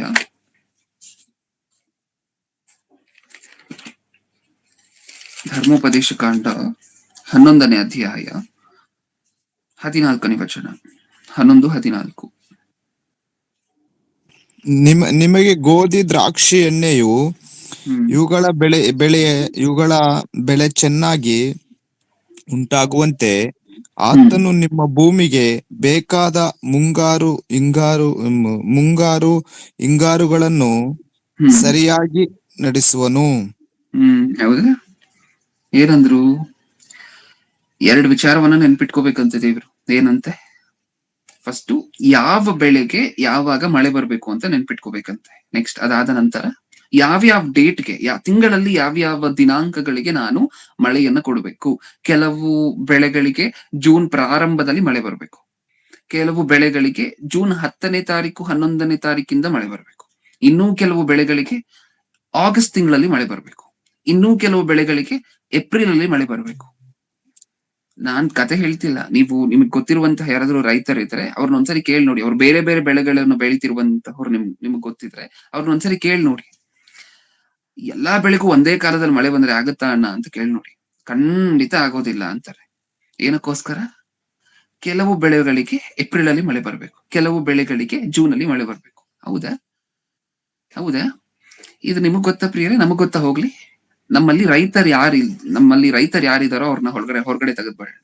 ಬೆಳೆ ಬೆಳೆಯದೇ ಇರುವಂತವ್ರನ್ನ ಈ ಪ್ರಶ್ನೆ ಕೇಳ್ತಿದ್ದೀನಿ. ನಿಮಗ್ ಗೊತ್ತಾ ಆಗಸ್ಟ್ ಅಲ್ಲಿ ಯಾವ್ಯಾವ ಬೆಳೆಗೆ ಮಳೆ ಬರ್ಬೇಕು? ನೀವ್ ಹೇಳಿ. ನಿಮಗ್ ಗೊತ್ತಾ? ಗೊತ್ತಿಲ್ಲ. ಏಪ್ರಿಲ್ ಅಲ್ಲಿ ಯಾವ್ಯಾವ ಬೆಳೆಗೆ ಮಳೆ ಬರ್ಬೇಕು ಅಂತ ಹೇಳಿ. ಯಾವ ಬೆಳೆಗೆ ಜೂನ್ ಅಲ್ಲಿ ಮಳೆ ಬರ್ಬೇಕು ಅಂತ ಹೇಳಿ. ನಮಗ್ ಗೊತ್ತಿಲ್ಲ ಅಲ್ವಾ? ದೇವ್ರು ಮಾತ್ರ ಇದನ್ನ ನೆನ್ಪಿಟ್ಕೊಂಡಿದ್ದಾರಂತೆ. ನನ್ನ ಮಕ್ಕಳು ಕಾಫಿ ಹಾಕಿದ್ದಾರೆ, ಅಥವಾ ನನ್ನ ಮಕ್ಕಳು ಕ್ಯಾಶ್ಯೂ ನಟ್ಸ್ ಹಾಕಿದ್ದಾರೆ. ಹೌದಾ? ನನ್ನ ಮಕ್ಕಳು ಅರ್ಕಾನಟ್ ಹಾಕಿದ್ದಾರೆ. ಅಂದ್ರೆ ಇದೆಲ್ಲ ಬೆಳೆಗಳ ಹೆಸರು. ಈ ಬೆಳೆ ಹಾಕಿರುವಂತಹ ನನ್ನ ಮಕ್ಕಳಿಗೆ ಏಪ್ರಿಲ್ ಅಲ್ಲಿ ಮಳೆ ಕೊಡ್ಬೇಕು, ಈ ಬೆಳೆಯನ್ನ ಹಾಕಿರುವಂತಹ ನನ್ನ ಮಕ್ಕಳಿಗೆ ಜೂನ್ ತಿಂಗಳಲ್ಲಿ ಮಳೆ ಕೊಡ್ಬೇಕು. ಇದನ್ನ ಯಾರು ನೆನ್ಪಿಟ್ಕೊಂತಿದಾರಂತೆ? ಯಾರು ಟೈಮ್ ಟೇಬಲ್ ಮಾಡಿ ಇಟ್ಕೊಂಡಿದಾರಂತೆ? ದೇವರು. ಈಗ ಓದಂತಹ ವಚನದಲ್ಲಿ ಅದೇ ಇರುವಂತಹದ್ದು. ಇನ್ನೊಂದ್ಸರಿ ಓದನ ಅದನ್ನೇ. ಗೋಧಿ, ದ್ರಾಕ್ಷೆ ಬೆಳೆಗಳ ಹೆಸರನ್ನ ಬರ್ಸಿದ್ದಾರೆ ನೋಡಿ. ನಾವು ಬೆಳೆಯುವಂತಹ ಬೆಳೆಗಳ ಹೆಸರನ್ನ ಬರ್ಸಿದ್ದಾರೆ. ಏನಂತ ಹೇಳಿದ್ದಾರೆ? ಗೋಧಿ, ದ್ರಾಕ್ಷೆ, ಎಣ್ಣೆಕಾಯಿ ಇವುಗಳ ಬೆಳೆ ಚೆನ್ನಾಗಿ ಉಂಟಾಗುವಂತೆ ಆತನು ನಿಮ್ಮ ಭೂಮಿಗೆ ಬೇಕಾದ ಮುಂಗಾರು ಹಿಂಗಾರುಗಳನ್ನು, ಅಂದ್ರೆ ಮುಂಗಾರು ಬರೀ ಮುಂಗಾರು ಸುರಿಸಿದ್ರೆ ಆಗೋದಿಲ್ಲ, ಬರೀ ಹಿಂಗಾರು ಸುರಿಸಿದ್ರೆ ಆಗೋದಿಲ್ಲ. ಮುಂಗಾರು ಮತ್ತೆ ಹಿಂಗಾರು, ನೆಕ್ಸ್ಟ್ ಮುಂಗಾರು ಹಿಂಗಾರುಗಳನ್ನು ಸರಿಯಾಗಿ ನಡೆಸುವನು, ಸರಿಯಾಗಿ ತಕ್ಕ ಕಾಲಕ್ಕೆ ಬೇಕಾಗಿರುವಷ್ಟು. ಇದು ಇನ್ನೊಂದು ಕ್ರಮ ಇದೆ ಪ್ರಿಯರೇ. ಮಳೆಯಲ್ಲಿ ಬರೀ ತಕ್ಕ ಕಾಲಕ್ಕೆ ಮಳೆ ಬಂದ್ರೆ ಸಾಕಾಗೋದಿಲ್ಲ. ಜೂನ್ ಅಲ್ಲಿ ಬರ್ಬೇಕಾಗಿರುವಂತ ಮಳೆ ಜೂನ್ ಅಲ್ಲಿ ಬರ್ತದೆ, ಏಪ್ರಿಲ್ ಅಲ್ಲಿ ಬರ್ಬೇಕಾಗಿರುವಂತ ಮಳೆ ಏಪ್ರಿಲ್ ಅಲ್ಲಿ ಬರ್ತದೆ. ಬರೀ ಇಷ್ಟ ಆಗಾದ್ರೆ ಸಾಕಾಗೋದಿಲ್ಲ. ಇನ್ನೂ ಏನಾಗ್ಬೇಕು ಗೊತ್ತಾ? ಎಷ್ಟು ಮಳೆ ಬೇಕೋ ಅಷ್ಟೇ ಮಳೆ ಆಗ್ಬೇಕು. ಮಿಲಿಮೀಟರ್ಸ್ ಅಲ್ಲಿ ಮೆಷರ್ ಮಾಡ್ತೀವಿ ಮಳೆಯನ್ನ. ಹೌದಾ? ಇನ್ನೂ ಜಾಸ್ತಿ ಮಳೆ ಸುರಿದಾಗ CMs ಅಲ್ಲಿ ಮೆಷರ್ ಮಾಡ್ತೀವಿ ಮಳೆಯನ್ನ. ಕೆಲವು ಬೆಳೆಗೆ ಕಮ್ಮಿ ನೀರು ಬರ್ಬೇಕು. ಜಾಸ್ತಿ ನೀರು ಬಂದ್ರೆ ಆ ಬೆಳೆ ಏನಾಗುತ್ತೆ? ಹಾಳಾಗೊಟ್ಟೋಗುತ್ತೆ. ಇನ್ನೂ ಕೆಲವು ಬೆಳೆಗಳಿಗೆ ಹೆಚ್ಚಾಗಿರುವಂತ ನೀರು ಬರ್ಬೇಕು, ಹೆಚ್ಚಾಗಿರುವಂತ ಮಳೆ ಬರ್ಬೇಕು. ಅದಕ್ಕೆ ಸ್ವಲ್ಪ ಮಳೆ ಬಂದ್ರೆ ಆಗೋದಿಲ್ಲ, ಅದು ಒಣಗೋಗುತ್ತೆ.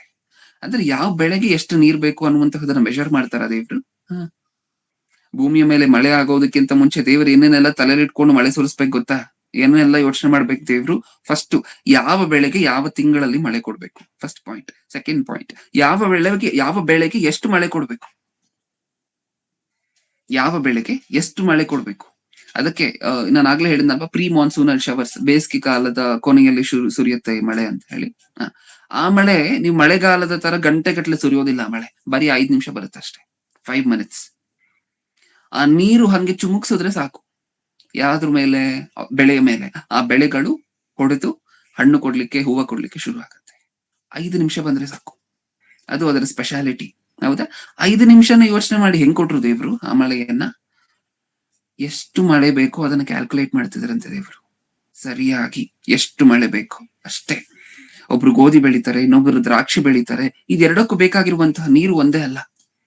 ಎರಡಕ್ಕೂ ಬೇಕಾಗಿರುವಂತಹ ನೀರಿನ ಪ್ರಮಾಣ ಒಂದೇ ಅಲ್ಲ, ಬೇರೆ ಬೇರೆ. ಇದನ್ನ ನೋಟ್ ಮಾಡಿ ಇಟ್ಕೊಂಡಿರುವಂತಹದ್ದು ಯಾರಂತೆ? ದೇವ್ರು. ನಮಗ್ ಗೊತ್ತಿಲ್ಲ ಭತ್ತಕ್ಕೆ ಎಷ್ಟು ನೀರ್ ಬೇಕು, ಎಷ್ಟು ಸೆಂಟಿಮೀಟರ್, ಎಷ್ಟು ಮಿಲಿಮೀಟರ್ ನೀರ್ ಬೇಕು ಅನ್ನುವಂಥದ್ದು ನಮಗ್ ಗೊತ್ತಿಲ್ಲ. ರಾಗಿಗೆ ಎಷ್ಟು ಮಿಲಿಮೀಟರ್ ಬೇಕು, ಸೆಂಟಿಮೀಟರ್ ಬೇಕು ಅಂತ ನಮಗ್ ಗೊತ್ತಿಲ್ಲ. ದೇವ್ರು ಕ್ಯಾಲ್ಕುಲೇಟ್ ಮಾಡಿ ಆ ಬೆಳೆಗೆ ಅಷ್ಟಷ್ಟು ನೀರ್ ಕೊಡ್ತಿದಾರಂತೆ. ಒಂದು ದೇಶದಲ್ಲಿ ಒಂದು ರೀತಿಯಾಗಿರುವಂತ ಬೆಳೆ ಬೆಳೀತಾರೆ, ಇನ್ನೊಂದು ದೇಶದಲ್ಲಿ ಇನ್ನೊಂದು ರೀತಿಯಾಗಿರುವಂತ ಬೆಳೆ ಬೆಳೀತಾರೆ. ಈ ದೇಶದಲ್ಲಿ ಬೆಳೆಯುವಂತಹ ಬೆಳೆಗೆ ನೀರು ಬೇರೆ ಬೇಕು, ಆ ದೇಶದಲ್ಲಿ ಬೆಳೆಯುವಂತಹ ಬೆಳೆಗೆ ನೀರಿನ ಪ್ರಮಾಣ ಬೇರೆ. ಅಂದ್ರೆ ಈ ದೇಶದಲ್ಲಿ ಎಷ್ಟು ಮಳೆ ಬೇಕೋ ಅಷ್ಟು ಮಾತ್ರ ಸುರಿಸಿ, ಆ ದೇಶದಲ್ಲಿ ಎಷ್ಟು ಮಳೆ ಬೇಕೋ ಅಷ್ಟು ಮಾತ್ರ ಸುರಿಸ್ತಿದ್ದಾರೆ. ಇದನ್ನೆಲ್ಲ ಒಂದು ದೇಶದಲ್ಲಿ ಇಷ್ಟು ಮಳೆ ಕೊಡ್ಬೇಕು, ಇನ್ನೊಂದು ದೇಶದಲ್ಲಿ ಅಷ್ಟು ಮಳೆ ಕೊಡ್ಬೇಕು ಅಂತ ಕ್ಯಾಲ್ಕುಲೇಟ್ ಮಾಡ್ತಿರುವಂತಹದ್ದು ಯಾರಂತೆ? ದೇವರು. ಈ ಹೊರಗಿನ ದೇಶಕ್ಕೆಲ್ಲ ಹೋದ್ರೆ ರಾಗಿ ಬೆಳೆಯೋದಿಲ್ಲ ಅವ್ರು ಜಾಸ್ತಿ, ಹೌದಲ್ವಾ? ಅಂದ್ರೆ ರಾಗಿಗೆ ನೀರು ಕಡಿಮೆ ಬೇಕು. ಅಕ್ಕಿ ಜಾಸ್ತಿ ಬೆಳೀತಿದ್ದಾರೆ ಅಂತ ಅನ್ಕೊಳ್ಳಿ ಒಂದು ದೇಶದಲ್ಲಿ, ಅದಕ್ಕೆ ನೀರು ಹೆಚ್ಚು ಬೇಕು. ಆ ದೇಶದಲ್ಲಿ ನೀರು ಹೆಚ್ಚು ಕೊಟ್ಟು ರಾಗಿ ಬೆಳೆಯುವಂತಹ ಪ್ರದೇಶಗಳಲ್ಲಿ ಕಡಿಮೆ ಮಳೆ ಆಗ್ತಿದೆ ಅಂದ್ರೆ ಇದಕ್ಕೆ ಕಾರಣ ಯಾರು ಗೊತ್ತಾ? ದೇವರು. ಇಷ್ಟನ್ನೆಲ್ಲ ನೆನ್ಪಿಟ್ಕೊಂಡ್ರ? ಯೆರೆಮೀಯನ ಗ್ರಂಥ 5ನೇ ಅಧ್ಯಾಯ 24ನೇ ವಚನ. ಯೆರೆಮೀಯನ ಗ್ರಂಥ 5ನೇ ಅಧ್ಯಾಯ 24ನೇ ವಚನ. 5:24.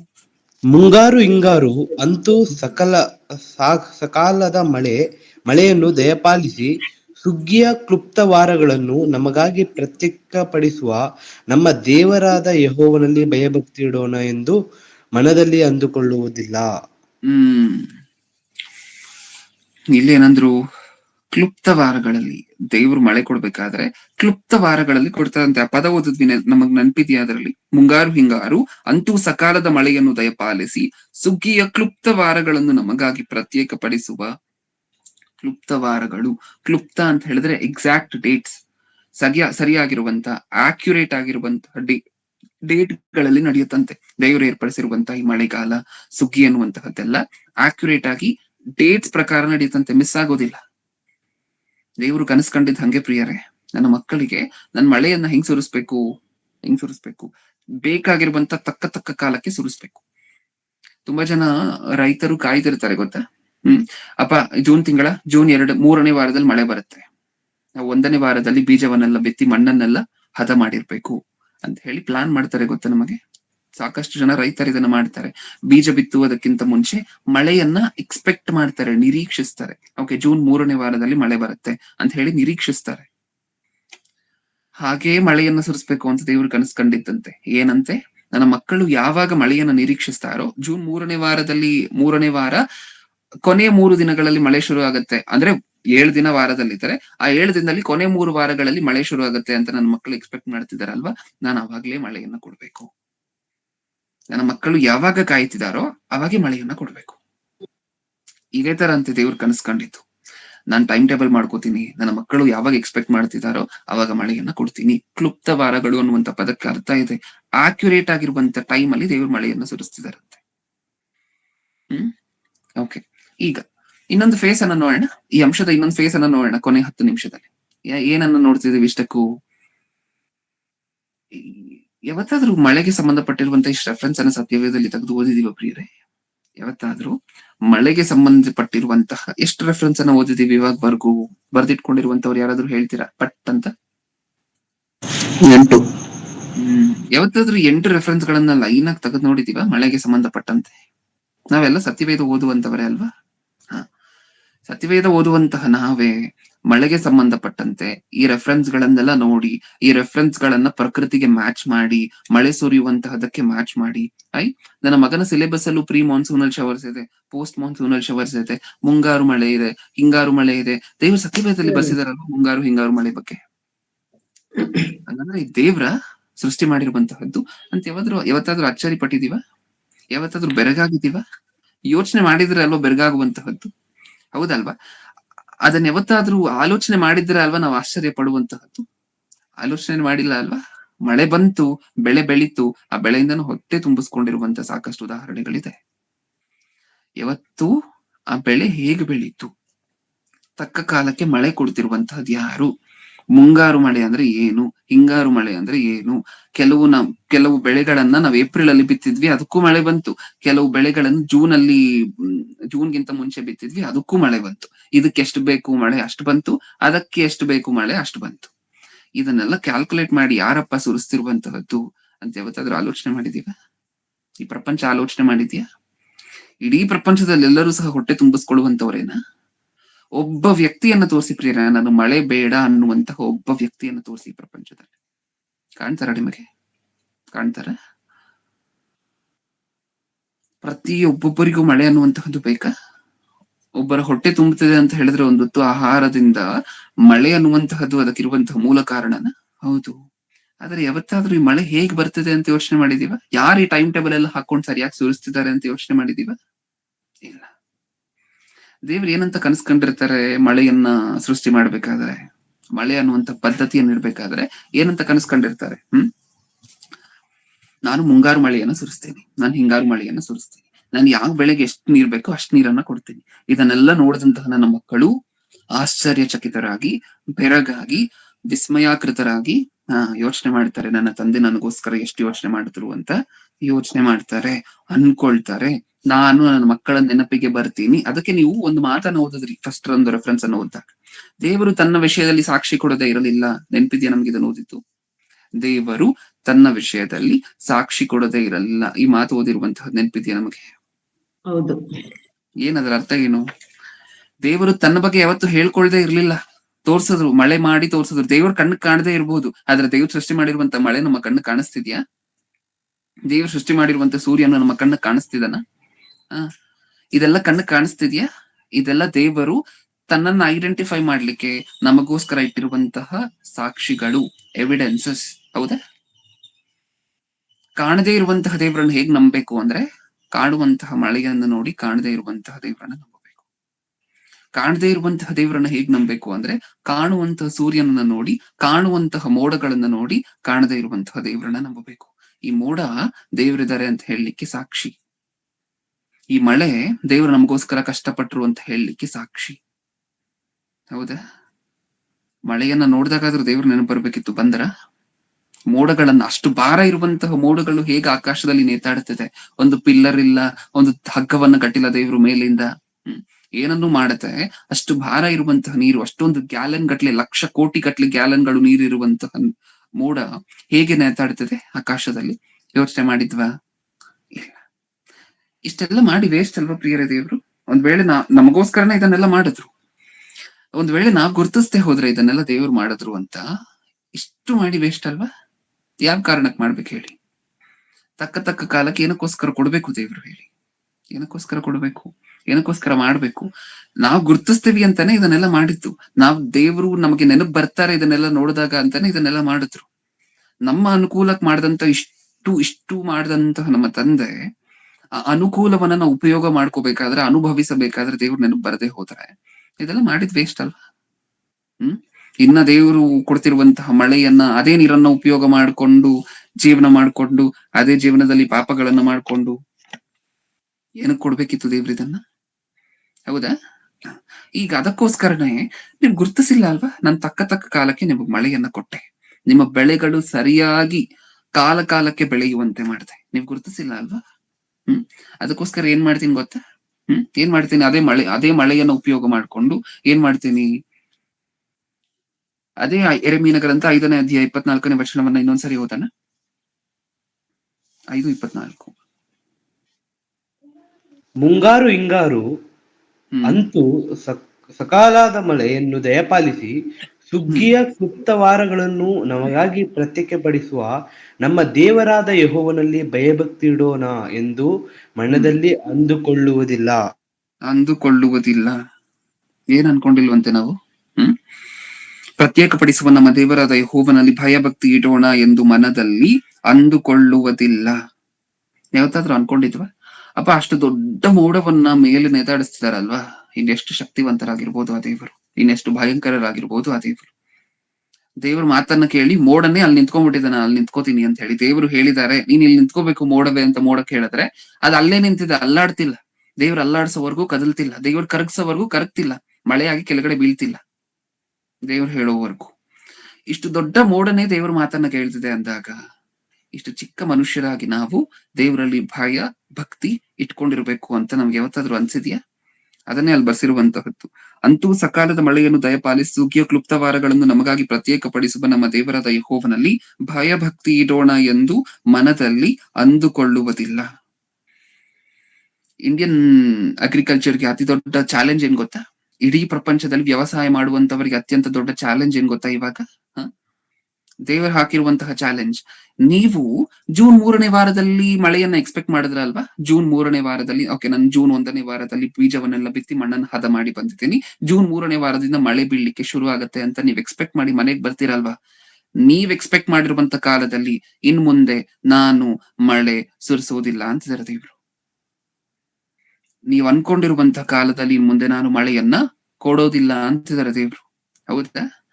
ಅಂದ್ರೆ ಪ್ರಭು ಕ್ರಮ ಇತ್ತಲ್ಲ, ಪ್ರಭು ನೀನ್ ಕರೆಕ್ಟ್ ಆಗಿ ಇಷ್ಟು ವರ್ಷಗಳು ಜೂನ್ 3ನೇ ವಾರದಲ್ಲಿ, ಜೂನ್ 4ನೇ ವಾರದಲ್ಲಿ ಮಳೆಯನ್ನ ಕೊಡ್ತಿದ್ದೆ, ನಾವ್ ಅದನ್ನ ಆಧಾರ ಮಾಡ್ಕೊಂಡಲ್ವಾ ಬೆಳೆಯನ್ನ ಬಿತ್ತುತ್ತಿದ್ದು ಅಂತ ಹೇಳಿದ್ರೆ ದೇವ್ರ ಹತ್ರ.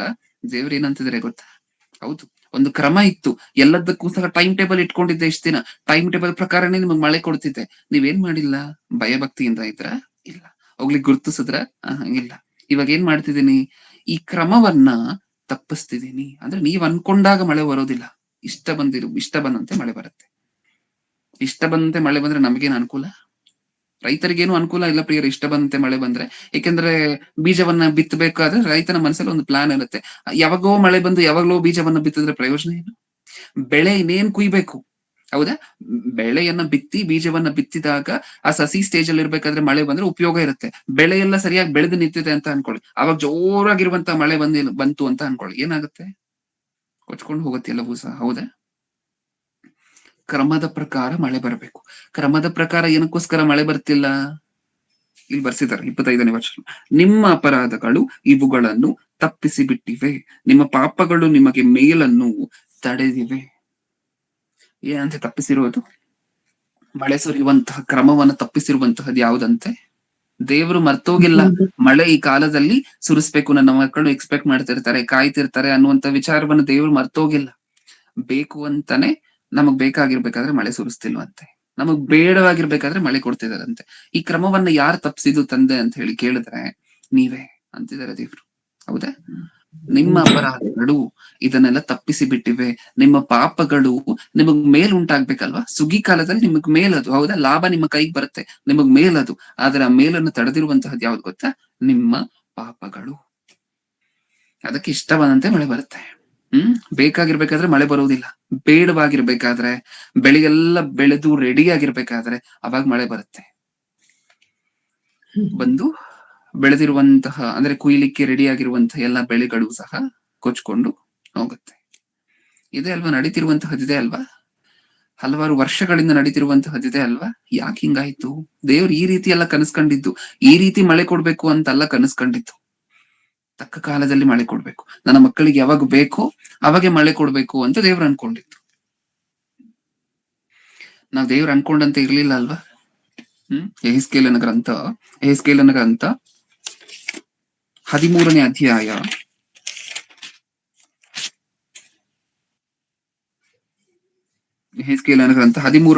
13ನೇ ವಚನ. 13.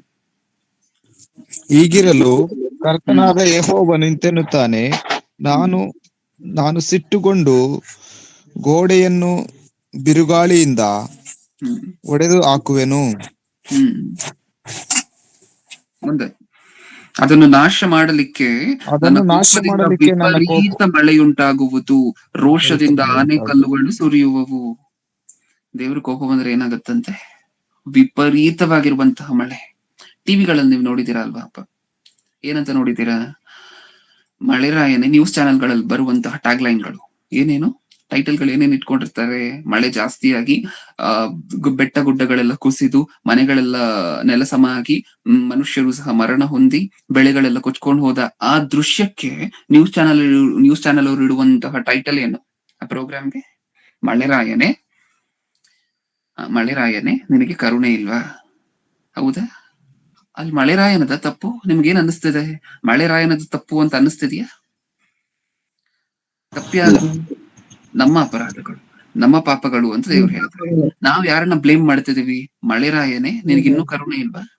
ತಗೊಂಡಿರುವಂತಹ ಬಲಿಗಳು ಸಾಕಾಗೋದಿಲ್ವಾ? ಕೆಂಗೆಣ್ಣು, ಹೌದಾ? ಕಂಗೆಣ್ಣು ಏನೋ ಯೂಸ್ ಮಾಡ್ತೀವಲ್ವಾ ಪ್ರಿಯರೇ ಪದಗಳು? ಈ ರೀತಿಯಾಗಿರುವಂತಹ ಪದಗಳನ್ನ ಯೂಸ್ ಮಾಡ್ತೀವಿ. ಇದರಲ್ಲಿ ಯಾವುದೂ ಸಹ ಕೆಲಸಕ್ಕೆ ಬರುವುದಿಲ್ಲ. ಯಾಕೆ? ಆ ಕ್ರಮ ತಪ್ಪಿರುವಂತಹದ್ದು ನಮ್ಮ ಪಾಪಗಳಿಂದ, ನಮ್ಮ ಅಪರಾಧಗಳಿಂದ. ನಾವು ಅದನ್ನ ತಗೊಂಡೋಗಿ ಯಾರ ಮೇಲೆ ಬ್ಲೇಮ್ ಮಾಡ್ತಿದೀವಿ? ಮಳೆಯ ಮೇಲೆ. ಈ ವಚನವನ್ನ ಓದೋಣ ಇನ್ನೊಂದ್ಸಾರಿ. ದೇವ್ರಿಗೆ ಕೋಪ ಬಂದ್ರೆ ಏನಾಗತ್ತಂತೆ? ವಿಪರೀತ ಹೀಗಿರಲು ಮಳೆ. ಕರ್ತನಾದ ಯೆಹೋವನಿಂತೆನ್ನುತ್ತಾನೆ, ನಾನು ಸಿಟ್ಟುಗೊಂಡು ಗೋಡೆಯನ್ನು ಬಿರುಗಾಳಿಯಿಂದ ಒಡೆದು ಹಾಕುವೆನು, ಅದನ್ನು ನಾಶ ಮಾಡಲಿಕ್ಕೆ ನನ್ನ ಕೋಪದಿಂದ ವಿಪರೀತ ಮಳೆಯುಂಟಾಗುವುದು, ತನ್ನ ರೋಷದಿಂದ ಆನೆಕಲ್ಲುಗಳು ಸುರಿಯುವುದು. ಅದನ್ನು ನಾಶ ಮಾಡಲಿಕ್ಕೆ ನನ್ನ ಕೋಪದಿಂದ, ದೇವ್ರಿಗೆ ಕೋಪ ಬಂದ್ರೇನೆ ವಿಪರೀತ ಮಳೆಯುಂಟಾಗುವುದು. ಅಲ್ಲಿ ಬರ್ಸಿದಾರಲ್ವಾ ಸ್ಪಷ್ಟವಾಗಿ, ನನ್ನ ಕೋಪದಿಂದ ವಿಪರೀತ ಮಳೆಯುಂಟಾಗುವುದು. ಅಂದ್ರೆ ಅವಶ್ಯಕತೆಗಿಂತ ಜಾಸ್ತಿ ಮಳೆ ಬರ್ತಿದೆ ಅಂದ್ರೆ ದೇವ್ರಿಗೆ ಏನಾಗಿದೆ ಅಂತ, ಕೋಪ ಬಂದಿದೆ ಅಂತನಾ? ಅಷ್ಟೇ ಅಲ್ವಾ? ಯಾಕಂದ್ರೆ ಸ್ಪಷ್ಟವಾಗಿ ಸತ್ಯವೇದದಲ್ಲಿ ಬರ್ಸಿದ್ದಾರೆ, ವಿಪರೀತ ಮಳೆ ಸುಮ್ನೆ ಉಂಟಾಗೋದಿಲ್ವಂತೆ, ಅವಶ್ಯಕತೆಗಿಂತ ಜಾಸ್ತಿ ಸುಮ್ನೆ ಮಳೆ ಉಂಟಾಗೋದಿಲ್ವಂತೆ. ಯಾವಾಗ ಮಾತ್ರ ಉಂಟಾಗತ್ತಂತೆ? ನನ್ನ ಕೋಪ ನಾಶ ಮಾಡಲಿಕ್ಕೆ ನನ್ನ ಕೋಪದಿಂದ ವಿಪರೀತ ಮಳೆ ಉಂಟಾಗುವುದು, ರೋಷದಿಂದ ಆನೆಕಲ್ಲುಗಳು ಸುರಿಯುವವು. ಆನೆಕಲ್ ಮಳೆ ಕೇಳಿದೀವ? ನಮ್ಮ ಮನೆ ಪಕ್ಕದಲ್ಲಿ ಬೀಳುವಂತಹ, ನಿಮ್ಮ ಮನೆಗಳ ಪಕ್ಕದಲ್ಲಿ ಬೀಳುವಂತಹ ಆನೆಕಲ್ಲು ಮಳೆಯ ಬಗ್ಗೆ ಮಾತಾಡ್ತಿಲ್ಲ ನಾನು. ನೀವ್ ಆಗಾಗ ನ್ಯೂಸ್ ಅಲ್ಲಿ ನೋಡಿರ್ತೀರ, ಹೇಲ್ ಸ್ಟಾರ್ಮ್ಸ್ ಅಂತ ಕರಿತೀವಿ ಆನೆಕಲ್ಲುಗಳನ್ನ. ಇಷ್ಟಿಷ್ಟು ದೊಡ್ಡದಾಗಿರುವಂತ ಆನೆಕಲ್ಲುಗಳು ಇರುತ್ತೆ ಗೊತ್ತಾ? ಅಷ್ಟಷ್ಟು ದಪ್ಪವಾಗಿರುವಂತ ಆನೆಕಲ್ಲುಗಳು ಇರುತ್ತೆ ಗೊತ್ತಾ? ಆನೆಕಲ್ಲು ಅಂದ್ರೆ ಐಸ್ ಗಡ್ಡೆ ಅಲ್ವಾ? ಅದು ಮೇಲಿಂದ ಸುರಿದ್ರೆ, ನ್ಯೂಸ್ ಅಲ್ಲೆಲ್ಲ ನೋಡಿರ್ತೀರ ಪ್ರಿಯರ ನೀವು, ಕಳೆದ ವರ್ಷ ಅದಕ್ಕೆ ಹಿಂದೆ ವರ್ಷ ಎಲ್ಲ ಸುಮಾರು 40,000 50,000 ಎಕರೆಯಲ್ಲಿ ಬೆಳೆದಿರುವಂತಹ ಬೆಳೆಗಳು ಒಂದೇ ಸರಿ ಕೆಳಗಡೆ ಬಿದ್ದೋಗಿದೆ. ಬೇರೆ ಬೇರೆ ಬೆಳೆಗಳು, ಟೊಮ್ಯಾಟೊ ಆಗಿರ್ಬೋದು, ಮೆಣಸಿನಕಾಯಿ ಆಗಿರ್ಬೋದು, ಇದನ್ನೆಲ್ಲ ಏನು ಗಿಡಗಳಲ್ಲಿ ಬೆಳಿತೀರಾ ಅದೆಲ್ಲವೂ ಸಹ ಇನ್ನೇನು ಕುಯ್ಬೇಕು, ಆ ಬೆಳೆಯನ್ನ ಕುಯ್ಯುವಂತಹ ಕಾಲ ಬಂದಿದೆ.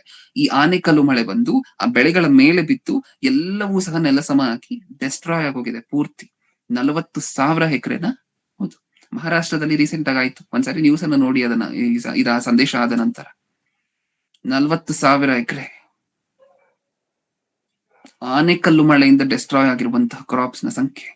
ಏನಕ್ಕೋಸ್ಕರ ಬಂತು? ದೇವ್ರು ಒಂದು ಬೆಳೆಗೆ ಎಷ್ಟು ನೀರ್ ಬೇಕೋ ಅದನ್ನ ನೆನಪಿಟ್ಕೊಂಡು ಅಷ್ಟೇ ಮಿಲಿಮೀಟರ್ ನೀರನ್ನ ಕೊಡ್ತಾರಲ್ವಾ, ಅಂತ ದೇವರು ಏನಕ್ಕೋಸ್ಕರ ಆನೆಕಲ್ಲು ಮಳೆಯನ್ನ ತಂದು ಅಷ್ಟನ್ನು ನಾಶ ಮಾಡಿದ್ರು? ಏನಕ್ಕೋಸ್ಕರ ಅಂತೆ? ನಮ್ಮ ಪಾಪಗಳು, ನಮ್ಮ ಅಪರಾಧಗಳು. ದೇವರಲ್ಲಿ ಭಯಭಕ್ತಿ ಇಡೋಣ. ಆ ಮೋಡವನ್ನು ನಿಲ್ಸಿರುವಂತಹ ದೇವರಲ್ಲಿ, ಇಷ್ಟು ಮಳೆಯನ್ನು ಕೊಡುವಂತಹ ದೇವರಲ್ಲಿ ಭಯಭಕ್ತಿ ಇಡೋಣ ಅಂತ ನಾವು ಅನ್ಕೊಂಡೇ ಇಲ್ಲ ಯಾವತ್ತು. ಹೊರಗಡೆ ಪ್ರಪಂಚವನ್ನು ಬಿಟ್ಬಿಡಿ, ಯಾವತ್ತಾದ್ರೂ ಸತ್ಯವೇದ ಓದುವಂತಹ ನಾವಾದ್ರೂ ಇದನ್ನ ಅನ್ಕೊಂಡಿದೀವ? ಈ ವಚನಗಳೆಲ್ಲ ನಮ್ಮ ಕಣ್ಣಿಗೆ ಬೀಳ್ಬೇಕಲ್ವಾ ಸತ್ಯವೇದ ಓದ್ತಿದ್ರೆ? ಯಾವತ್ತಾದ್ರೂ ನಾವಾದ್ರೂ ಅನ್ಕೊಂಡಿದೀವ ಇದನ್ನೆಲ್ಲ? ಅಪ್ಪ, ದೇವರು ಇದನ್ನೆಲ್ಲ ಕಾಲಕ್ಕೆ ಕೊಡ್ತಿದ್ದಾರೆ. ಇದನ್ನ ನಾವು ನೆನೆಸದೆ ಹೋದ್ರೆ, ಇದನ್ನ ನೋಡಿ ನಾವು ದೇವರಲ್ಲಿ ಭಯಭಕ್ತಿ ಇಡದೆ ಹೋದ್ರೆ ವಿಪರೀತವಾಗಿರುವಂತ ಪರಿಣಾಮಗಳನ್ನು ಫೇಸ್ ಮಾಡ್ಬೇಕಾಗಿರತ್ತೆ ಅಂತ ನಾವಾದ್ರೂ ಅನ್ಕೊಂಡ್ವಾ?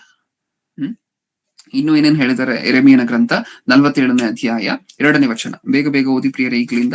ಯೆರೆಮೀಯನ ಗ್ರಂಥ 47ನೇ ಅಧ್ಯಾಯ 2ನೇ ವಚನ.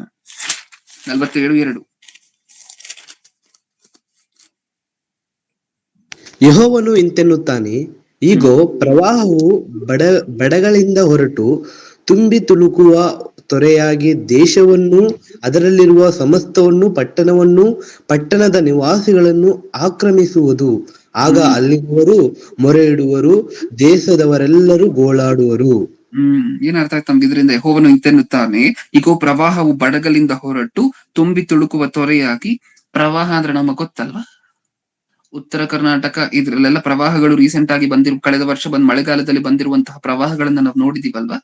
ಕೊಚ್ಕೊಂಡ್ ಹೋಗ್ತಿರುತ್ತಲ್ವಾ ಊರು. ಸೊಂಟದ ಹಂತಕ್ಕೆ ನೀರ್ ಬಂದಿರುತ್ತಲ್ವಾ? ತುಂಬೋಗಿ ಪ್ರತಿ ರೋಡು ಸಹ, ರಸ್ತೆಗಳು, ಮನೆಗಳು ಎಲ್ಲ ತುಂಬೋಗಿರುತ್ತಲ್ವಾ? ಹೋಗಿ ಮಾಡಿ ಮೇಲೆ ನಿಂತ್ಕೊಂಡಿರ್ಬೇಕಲ್ವಾ? ಆ ಸಿಚುವೇಶನ್ ಏನಂತ ಕರಿತೀವಿ? ಪ್ರವಾಹ. ಮಳೆಯಿಂದ ಎಷ್ಟು ನಾಶ ಮಾಡ್ಬೋದು ದೇವ್ರು ಒಂದ್ ವೇಳೆ ಅನ್ಕೊಂಡ್ರೆ ಅಂತ ಹೇಳಿದ್ರೆ, ತುಂಬಾ ಮಳೆ ಹೆಚ್ಚಾಯ್ತು ಅಂತ ಅನ್ಕೊಡಿ, ಡ್ಯಾಮ್ಗಳೆಲ್ಲ ಏನಾಗುತ್ತೆ ಹೇಳಿ?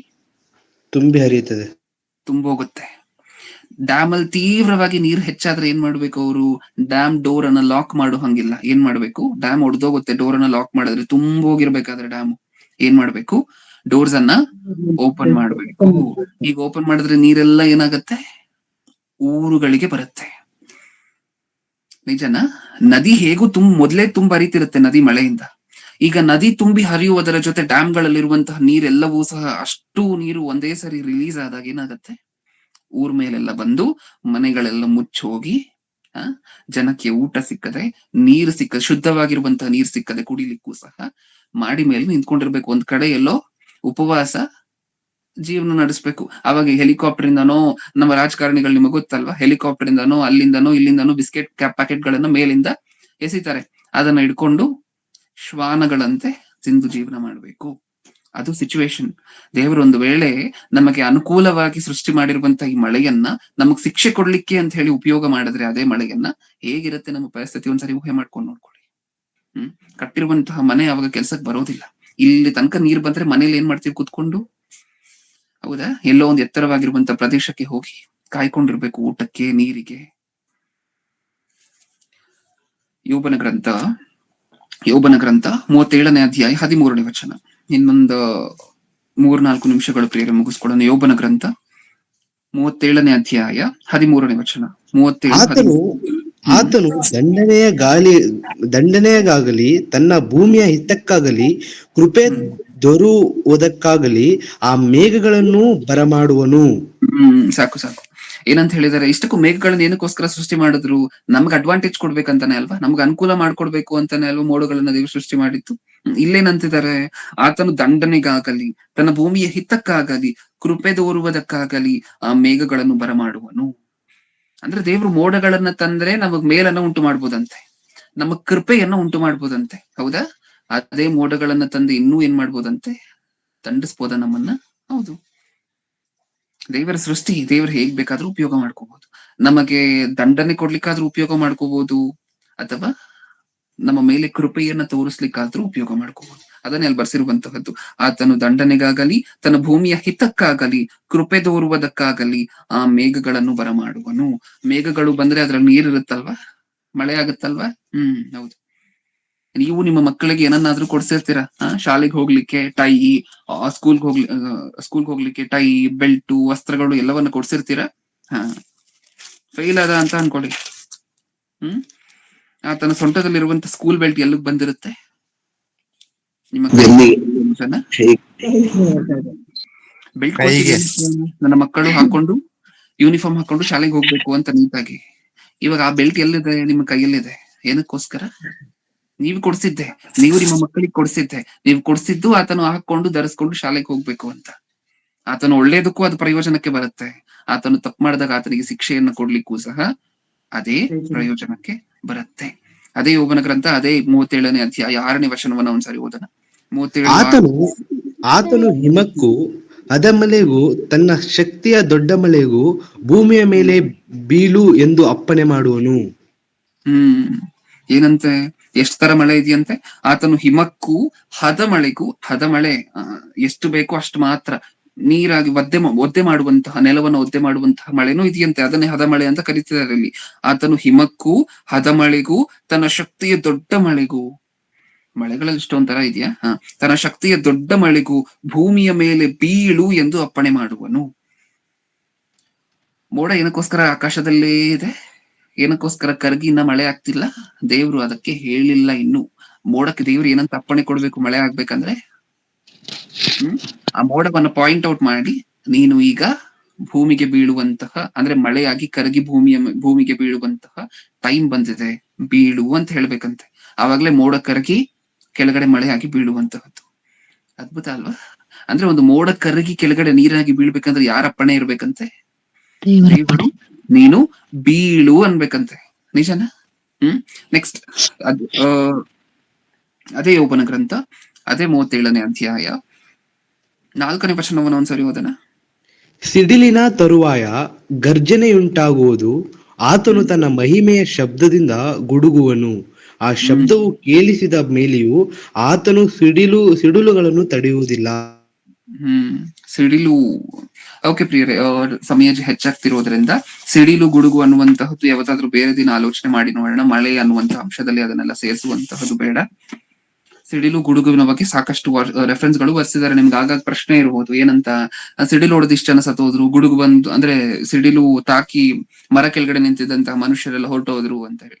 ಅದ್ ಏನಕ್ಕೋಸ್ಕರ ಆಗತ್ತೆ? ಇಷ್ಟಕ್ಕೂ ಸಿಡಿಲ್ ಆಗ್ಬೇಕಾದ್ರೆ ಯಾರ ಅಪ್ಪಣೆ ಇರ್ಬೇಕು? ದೇವ್ರು ಸಿಡಿಲನ್ನ ಹೇಗುಂಟು ಮಾಡ್ತಾರೆ ಅನ್ನುವಂತಹದ್ದು ಯಾವತ್ತಾದ್ರೂ ಆಲೋಚನೆ ಮಾಡಿ ನೋಡೋಣ.